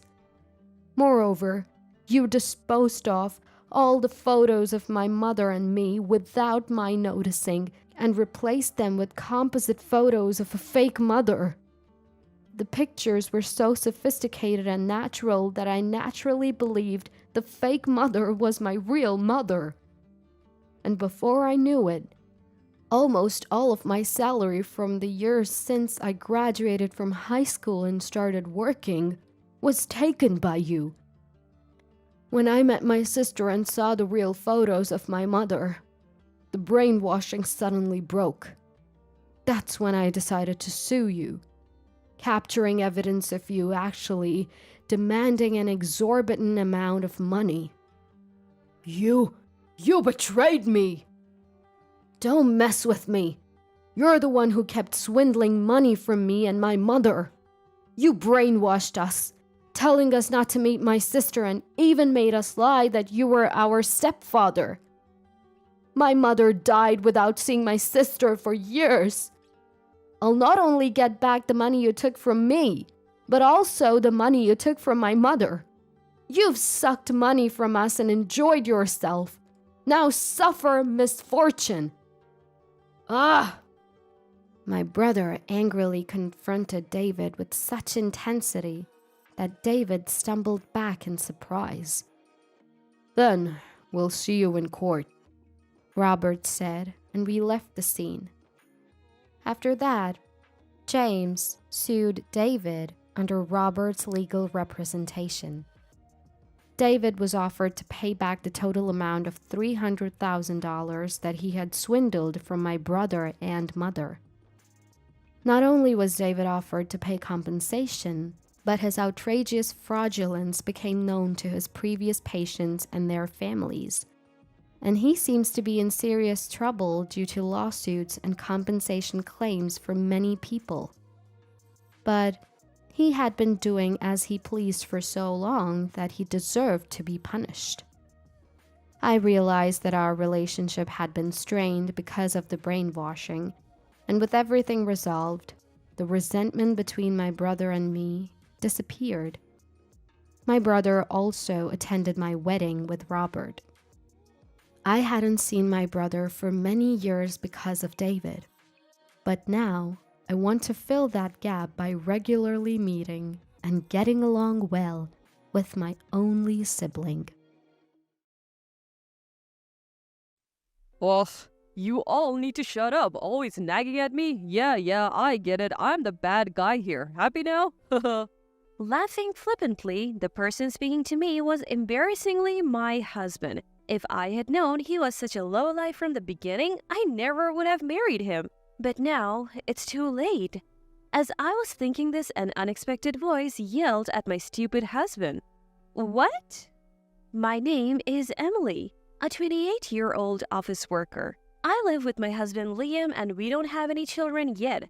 I also have my precious little chihuahua, Lulu, who I have had since I was single. She's a clever little troublemaker, always scratching at drawers to drag things out. Oh, by the way, I'm having dinner with Ethan next Saturday night. My husband mentioned this over dinner. With your brother. You two are really close, aren't you? Ethan is my brother. My husband and brother have been friends since elementary school and quickly became close because of their shared interests like soccer. Sometimes I even get jealous of how close they are. Ethan told me the other day, has Emily's cooking ever made you sick? Ugh, my brother is still as rude as ever. I was a bit annoyed by that comment. If you have an older sibling, you may relate, but I think there are two types. One is the type that dotes on the younger sibling. One of my friends has a younger sister and loves her even more than her parents do, she claims. The other type is a bully, always demanding what's yours. My brother falls into this category. Huh? Not eating the strawberry? Well, I'll take it then.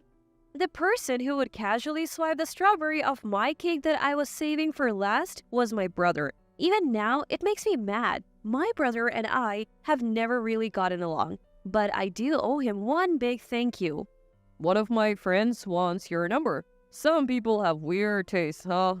He said this with a sigh, handing over the contact info. That friend turned out to be Liam, my now husband. So my brother was like a cupid for our love. When we decided to get married, my drunken brother said to Liam, "You sure about this? You can still back out. She's like a gorilla at home, you know." To which my husband replied, You're the only one who thinks that. I've been interested in Emily for a long time. That's what my husband told me. His words were met with a gross. Oh, from my brother. What an awful brother. My husband Liam was a star of the soccer team and was quite popular in our generation. Thinking back, my brother was just as popular, but I never understood why. At home, he was arrogant, selfish, and gorilla-like. Wait, am I saying the same thing as my brother? Even after marriage, Liam was as kind as ever, and I was very happy. I didn't realize that this happiness was slowly beginning to crumble. One day, my husband came home visibly frustrated. Oh, today was the worst. Welcome back. Oh, what happened? It was rare for Liam to get this angry. Apparently, as he was about to get in the car to come home, he noticed a scratch on it. He said it wasn't there this morning, but he honestly wasn't sure when it happened. I should have installed a dash cam. My husband's car didn't have a dash cam. I had one in my car, but my husband has been driving his current car for nearly 10 years because he likes it. I had suggested getting a dash cam, but he said, I have never been in an accident or anything, so I think I'm good for now. He kept putting it off, saying things like that, but this time he seemed quite upset. Emily, I'm sorry, but can you go to the car shop tomorrow and get a dash cam installed? I don't really understand machines. Since I had the next day off from work and had no particular plans, I gladly agreed. The next day, my husband went to work in my car. I had driven my husband's car a few times, but as someone who usually drives a compact car, his larger car felt a little scary to me. That night, when I told my husband that the installation was successfully completed, he was in high spirits, saying, now I can feel safe no matter what happens. Seeing his response, I thought to myself, that's right, I can feel safe no matter what happens too, and smiled a little. Soon after, my husband would fall into hell. Around this time, I noticed that my brother had been contacting me more often. It wasn't anything serious, just casual conversations like, how have you been? Or, are you getting along with Liam? Mostly, we shared trivial updates about our lives. I found my brother's behavior a little strange, but I thought maybe he's finally starting to find his little sister cute? Bro, it's great that you're friends with Liam, but you're going out drinking too much lately. When I said that, my brother went silent for a moment, then said, sorry. Naomi and I have been fighting a lot, and I have things I want to talk about. He laughed over the phone. Naomi is my brother's wife and my sister-in-law. My brother and Naomi were high school classmates and have been dating since then. I don't think of my brother this way, but he and the beautiful Naomi were known as the most attractive couple in school. I was also close to Naomi, as she was my senior in the same club, and we had been friends since our student days. Then, one day, something happened. I still remember vividly. It was a day of heavy rain from the morning, and my husband was in a bad mood as he watched the weather forecast. Oh, rain all day. I hate going to the company for negotiations today. The road is narrow. His company doesn't have company cars. They reimburse for gas, but employees must use their personal cars for outside work. Recently, the company's performance has been improving, and the president has finally started considering buying a few company cars next year. He happily told me the other day, so I said to him, why don't you use my car today? I realized after I said it that my car is pink and maybe it's too cute for my husband to drive. He seemed to think the same thing, hesitated for a moment, but then said, is that okay? Last time I drove Emily's car. It handled well. I'll take you up on that. And he went to work as usual. Well, time for me to go to work too. With that thought, I left the house as usual. The rain was getting stronger, almost like a typhoon. My usual commute route looked like a different road in the heavy rain, even with the wipers on full blast, and today I was commuting in my husband's unfamiliar car. I shouldn't have switched cars, I thought. That's when it happened. Ah! With a loud thud, the car I was driving crashed into a utility pole. At first, I didn't understand what had happened. But when I slowly opened my eyes, I saw a passenger car right next to mine. That's right, that car suddenly jumped out from the side, and I swerved to avoid it and hit the pole. Then I lost consciousness.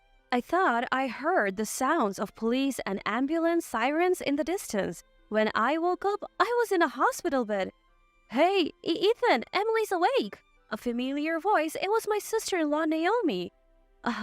Naomi, why are you here? Where am I? Ouch!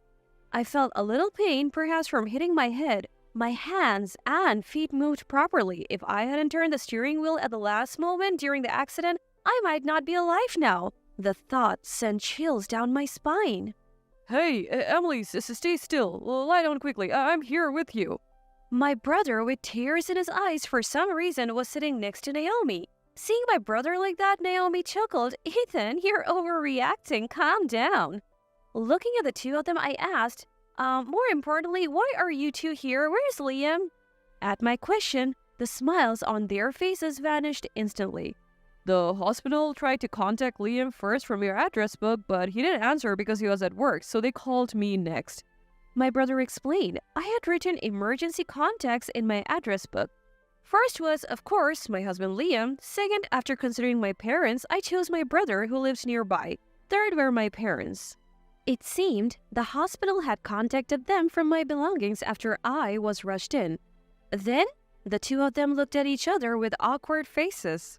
It's okay, big brother. I have a pretty good idea of what's going on, I told them. The day I drove my husband's car to get the dashcam installed, I felt something off the moment I got in. A strong perfume scent, familiar and unpleasant. That's right, our dog Lulu barked more than usual at my husband the other day and I smelled the scent then. My woman's intuition kicked in and I opened the dashboard. Recent movie ticket stubs and a single earring I hadn't recognized fallen under the passenger seat. It seemed my bad feeling had come true.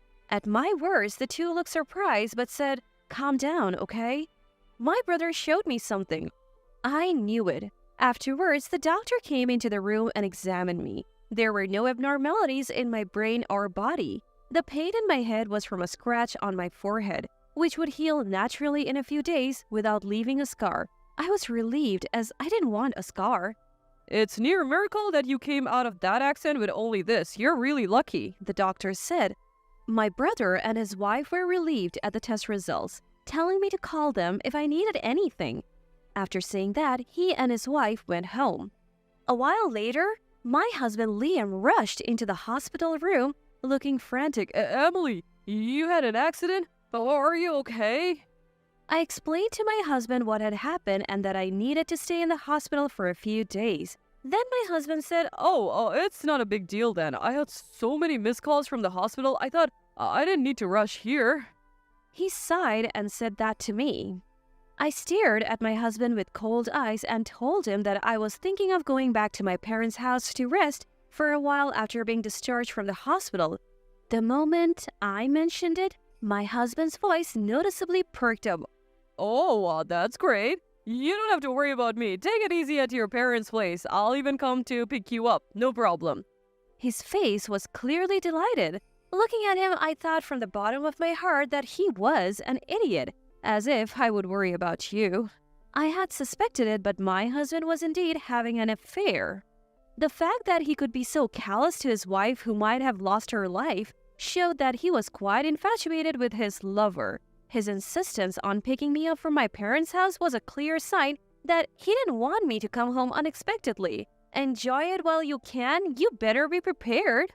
A few days later, my husband came to pick me up when I was discharged. We stopped by our house to pack and then headed straight to my parents' home. Usually, I would sit in the front passenger seat when going out with my husband, but this time I deliberately sat in the back. Make sure you call me when you want me to pick you up. Absolutely. I almost laughed at my all-too-obvious husband, but managed to hold it in. Yeah, I understand. Sorry that you'll have to use my car for a while. I didn't feel bad at all, but I spoke apologetically. My husband replied, No problem at all. I like this car. He cheerfully said he would take good care of my car and went home in a good mood. I like that car, but I will never drive it again. About a week after returning to my parents' house, I went back to our home. I'm home! I shouted loud enough to be heard in any room. Sure enough, I heard a commotion from the back room. A few minutes later, my husband came rushing out. Hey, I told you to call, didn't I? Why did you come back all of a sudden? He seemed quite flustered, almost angry. Oh, I forgot. Maybe it's because I hit my head in the accident. Sorry. But more importantly, I have something to talk to the person hiding in the back room. Can you bring her out? And hey, your clothes are inside out, I said with a bright smile. My husband's face turned pale in an instant, and then he finally realized that behind me were my parents, my brother and his wife, and even his own parents who had come all the way. What? Why? His father, a strict man, yelled, "Bring her out now." A few minutes later, after letting everyone into the living room, my husband and his lover awkwardly entered from the back room. No wonder they were uncomfortable. It was 2 against 7. My husband was overwhelmingly at a disadvantage. The two of them looked down and didn't say a word. Everyone, including me, was irritated. It's been a while, hasn't it? Maria, right? At my words, the two of them flinched. I knew this woman. She was a year younger than me in high school and was the soccer team's manager. My brother and I were a year apart, and my husband and Maria only overlapped for 1 year. She used to pick fights with me while waiting for Liam, my husband, after practice, even after he graduated and went to college.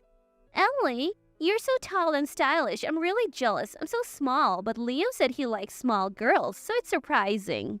She was the type to pick up fight with a smile on her face. That continued even after Liam graduated and went to college.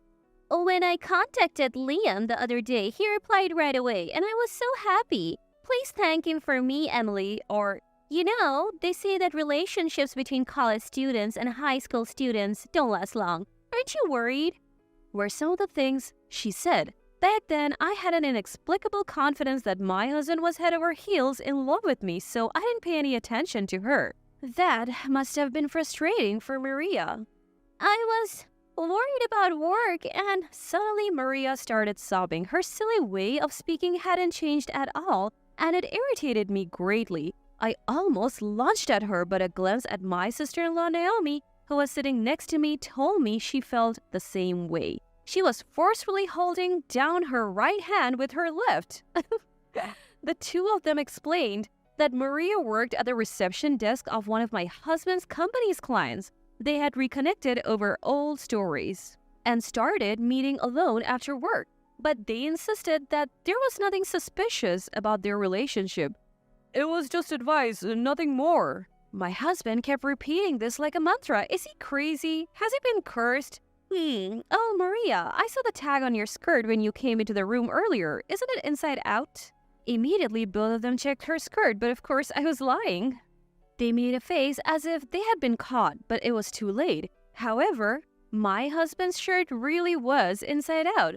What kind of advice requires you to take off your skirt in someone else's bedroom? Are you stupid? I said that to the two fools. Whether they didn't like my attitude or were too flustered to understand, my husband snapped, "Where's the evidence? It's unfair to accuse us without any evidence." He actually had the nerve to get angry. My parents, in-laws, and I were so angry that our faces turned bright red. It was clear that everyone was furious. "Hey, you've been noisy since earlier," my brother said, and then he played a video on the TV. It was the footage from the dashcam on the day of the accident. The loud thud made it clear that the impact was quite strong. The other driver, perhaps in shock, initially refused to admit fault. At the hospital, I apparently raged that I wasn't at fault. The police showed the footage to my brother, who was nearby, and it clearly showed the other car speeding into me and running a red light just before the collision. This evidence led to the conclusion that it was almost entirely the other driver's fault. However, the footage before the accident clearly showed my husband and Maria happily driving together. "I don't want to go home yet," Maria said. "You're really cute." My husband replied, stroking Maria's head at a red light. Then he said, "You're so helpless," and drove into a hotel parking lot. On another day, Maria said, "Work ended early. I wanted to see you. Is your wife okay with this?" My husband replied, "I told her I'm going out with Ethan, so it's totally fine," and kissed Maria. Ugh! My mother-in-law started crying. Even though I had seen it once before, I felt nauseous. "I didn't know the inside of the car was being recorded. That's cheating." My brother looked at my husband with cold eyes and said, "Naomi has always been telling me that Liam is definitely cheating, but I always believed there was no way." With a cold look, my brother stared at my husband. Naomi seemed to have stumbled upon an account on social media that looked like Maria's. There were no faces shown, but there were plenty of suggestive photos like a profile of my husband, the watch he wore, and the interior of his car.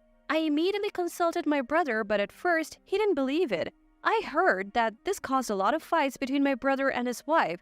Still, it seemed he had some doubts, and he told me that he had been contacting me regularly. The decisive factor was the dashcam footage from the day of the accident. "You know how I felt when I saw that footage?" my brother asked. My husband, after a brief silence, snapped back. All of you are so annoying, always nagging. Okay, I was wrong. Happy now? Ha. Oh, why didn't I notice what kind of a person he was? I wish I could go back to my youth. As I was lost in thought, an unexpected person yelled at my husband who was laughing in front of me. It was not my brother, sister-in-law, or in-laws, but my daddy, who had been silently listening to the conversation. "Hey you, who do you think you are? What's with that attitude? What are you doing to my daughter?" My brother and I unconsciously trembled at the sight of daddy like this. My parents are gentle people, especially daddy, who once said, "Look, Emily, this flower is trying hard to live too." When I was young, I stepped on a flower, and he said this so quietly and kindly. He was kind, even to plants. There was only one time when Daddy, who was like a Buddha, lost his temper with my brother and me. I think it was when my brother and I didn't listen to Mom at all, and then a door in the corner of my memory seemed to open. My brother and I, who usually don't get along, vowed deeply at that moment never to make Daddy angry again. My husband, who had been so bold until now completely subdued by the sight of Daddy, who was completely different than usual. Standing like a guardian deity, Daddy was next to my mother, who was looking at my husband as if he were filth. Afterwards, my in-laws bowed deeply to our family and took my foolish husband home. By the way, Maria, the other woman, was sent home on foot. As they were leaving, my brother told my husband, "I will never forgive you for hurting my precious sister." He said it quietly. By the way, my husband used my brother as an excuse for his secret meetings with his lover, thinking that my brother and I were on bad terms and wouldn't pry too much. "I want to slap you with this right hand right now, but it would hurt my hand. You're not even worth that pain," said my sister-in-law Naomi. Naomi and I were former volleyball players. Unlike me, who was always a reserve, Naomi was the ace attacker. Just thinking about her slapping someone sends shivers down my spine. My ex-husband should consider himself lucky to have escaped with his life. After some time, our divorce was finalized. Thanks to my in-laws, my ex-husband reluctantly paid the compensation in the divorce settlement, spending all his money. "I'll buy a new car with the insurance money from the accident." My ex-husband was all excited about this, but the insurance money for his old car wasn't enough to buy a new one. After paying me the compensation, he was left with just enough to buy a used compact car. "Oh man, driving a compact car is shameful." My ex-husband, who had this prejudice, was happily driving my car even though his own car was totaled in the accident. The reason? Maria, his mistress, had said, "This car is so cute," and his happy face was clearly captured on my dashcam. Speaking of Maria, she seems to have borrowed money from her parents to pay me the compensation in the divorce settlement. Now, under her strict parents' watch, she's working non-stop to pay off the debt. Her relationship with my ex-husband continued for a while, but he became neurotic due to Maria's emotional ups and downs, quit his job suddenly, and now his whereabouts are unknown. Despite this situation, Maria's social media had a single line, "Finally, he's mine. I'll chase him forever." Yes, it seems like it was written only one word. It's like something out of a horror story. My ex-husband got involved with a terrible woman, but that's his problem now. It does not matter to me. As for me, I sold my tainted car and used the money as a down payment for a new one. I rented a place near my office and am living happily with my beloved dog Lulu. Come to think of it, Lulu never warmed up to my ex-husband. Maybe it was her animal instinct? I have been visiting my parents more often, and recently, we celebrated their wedding anniversary with my brother and his wife. As I was serving a strawberry whole cake, I asked my brother, who was sitting next to me, "Brother, do you want a strawberry?" He replied, "Yes, please," like a child. I looked at my brother eating the strawberry with a smile. It seems that from now on, my brother and I will get along well.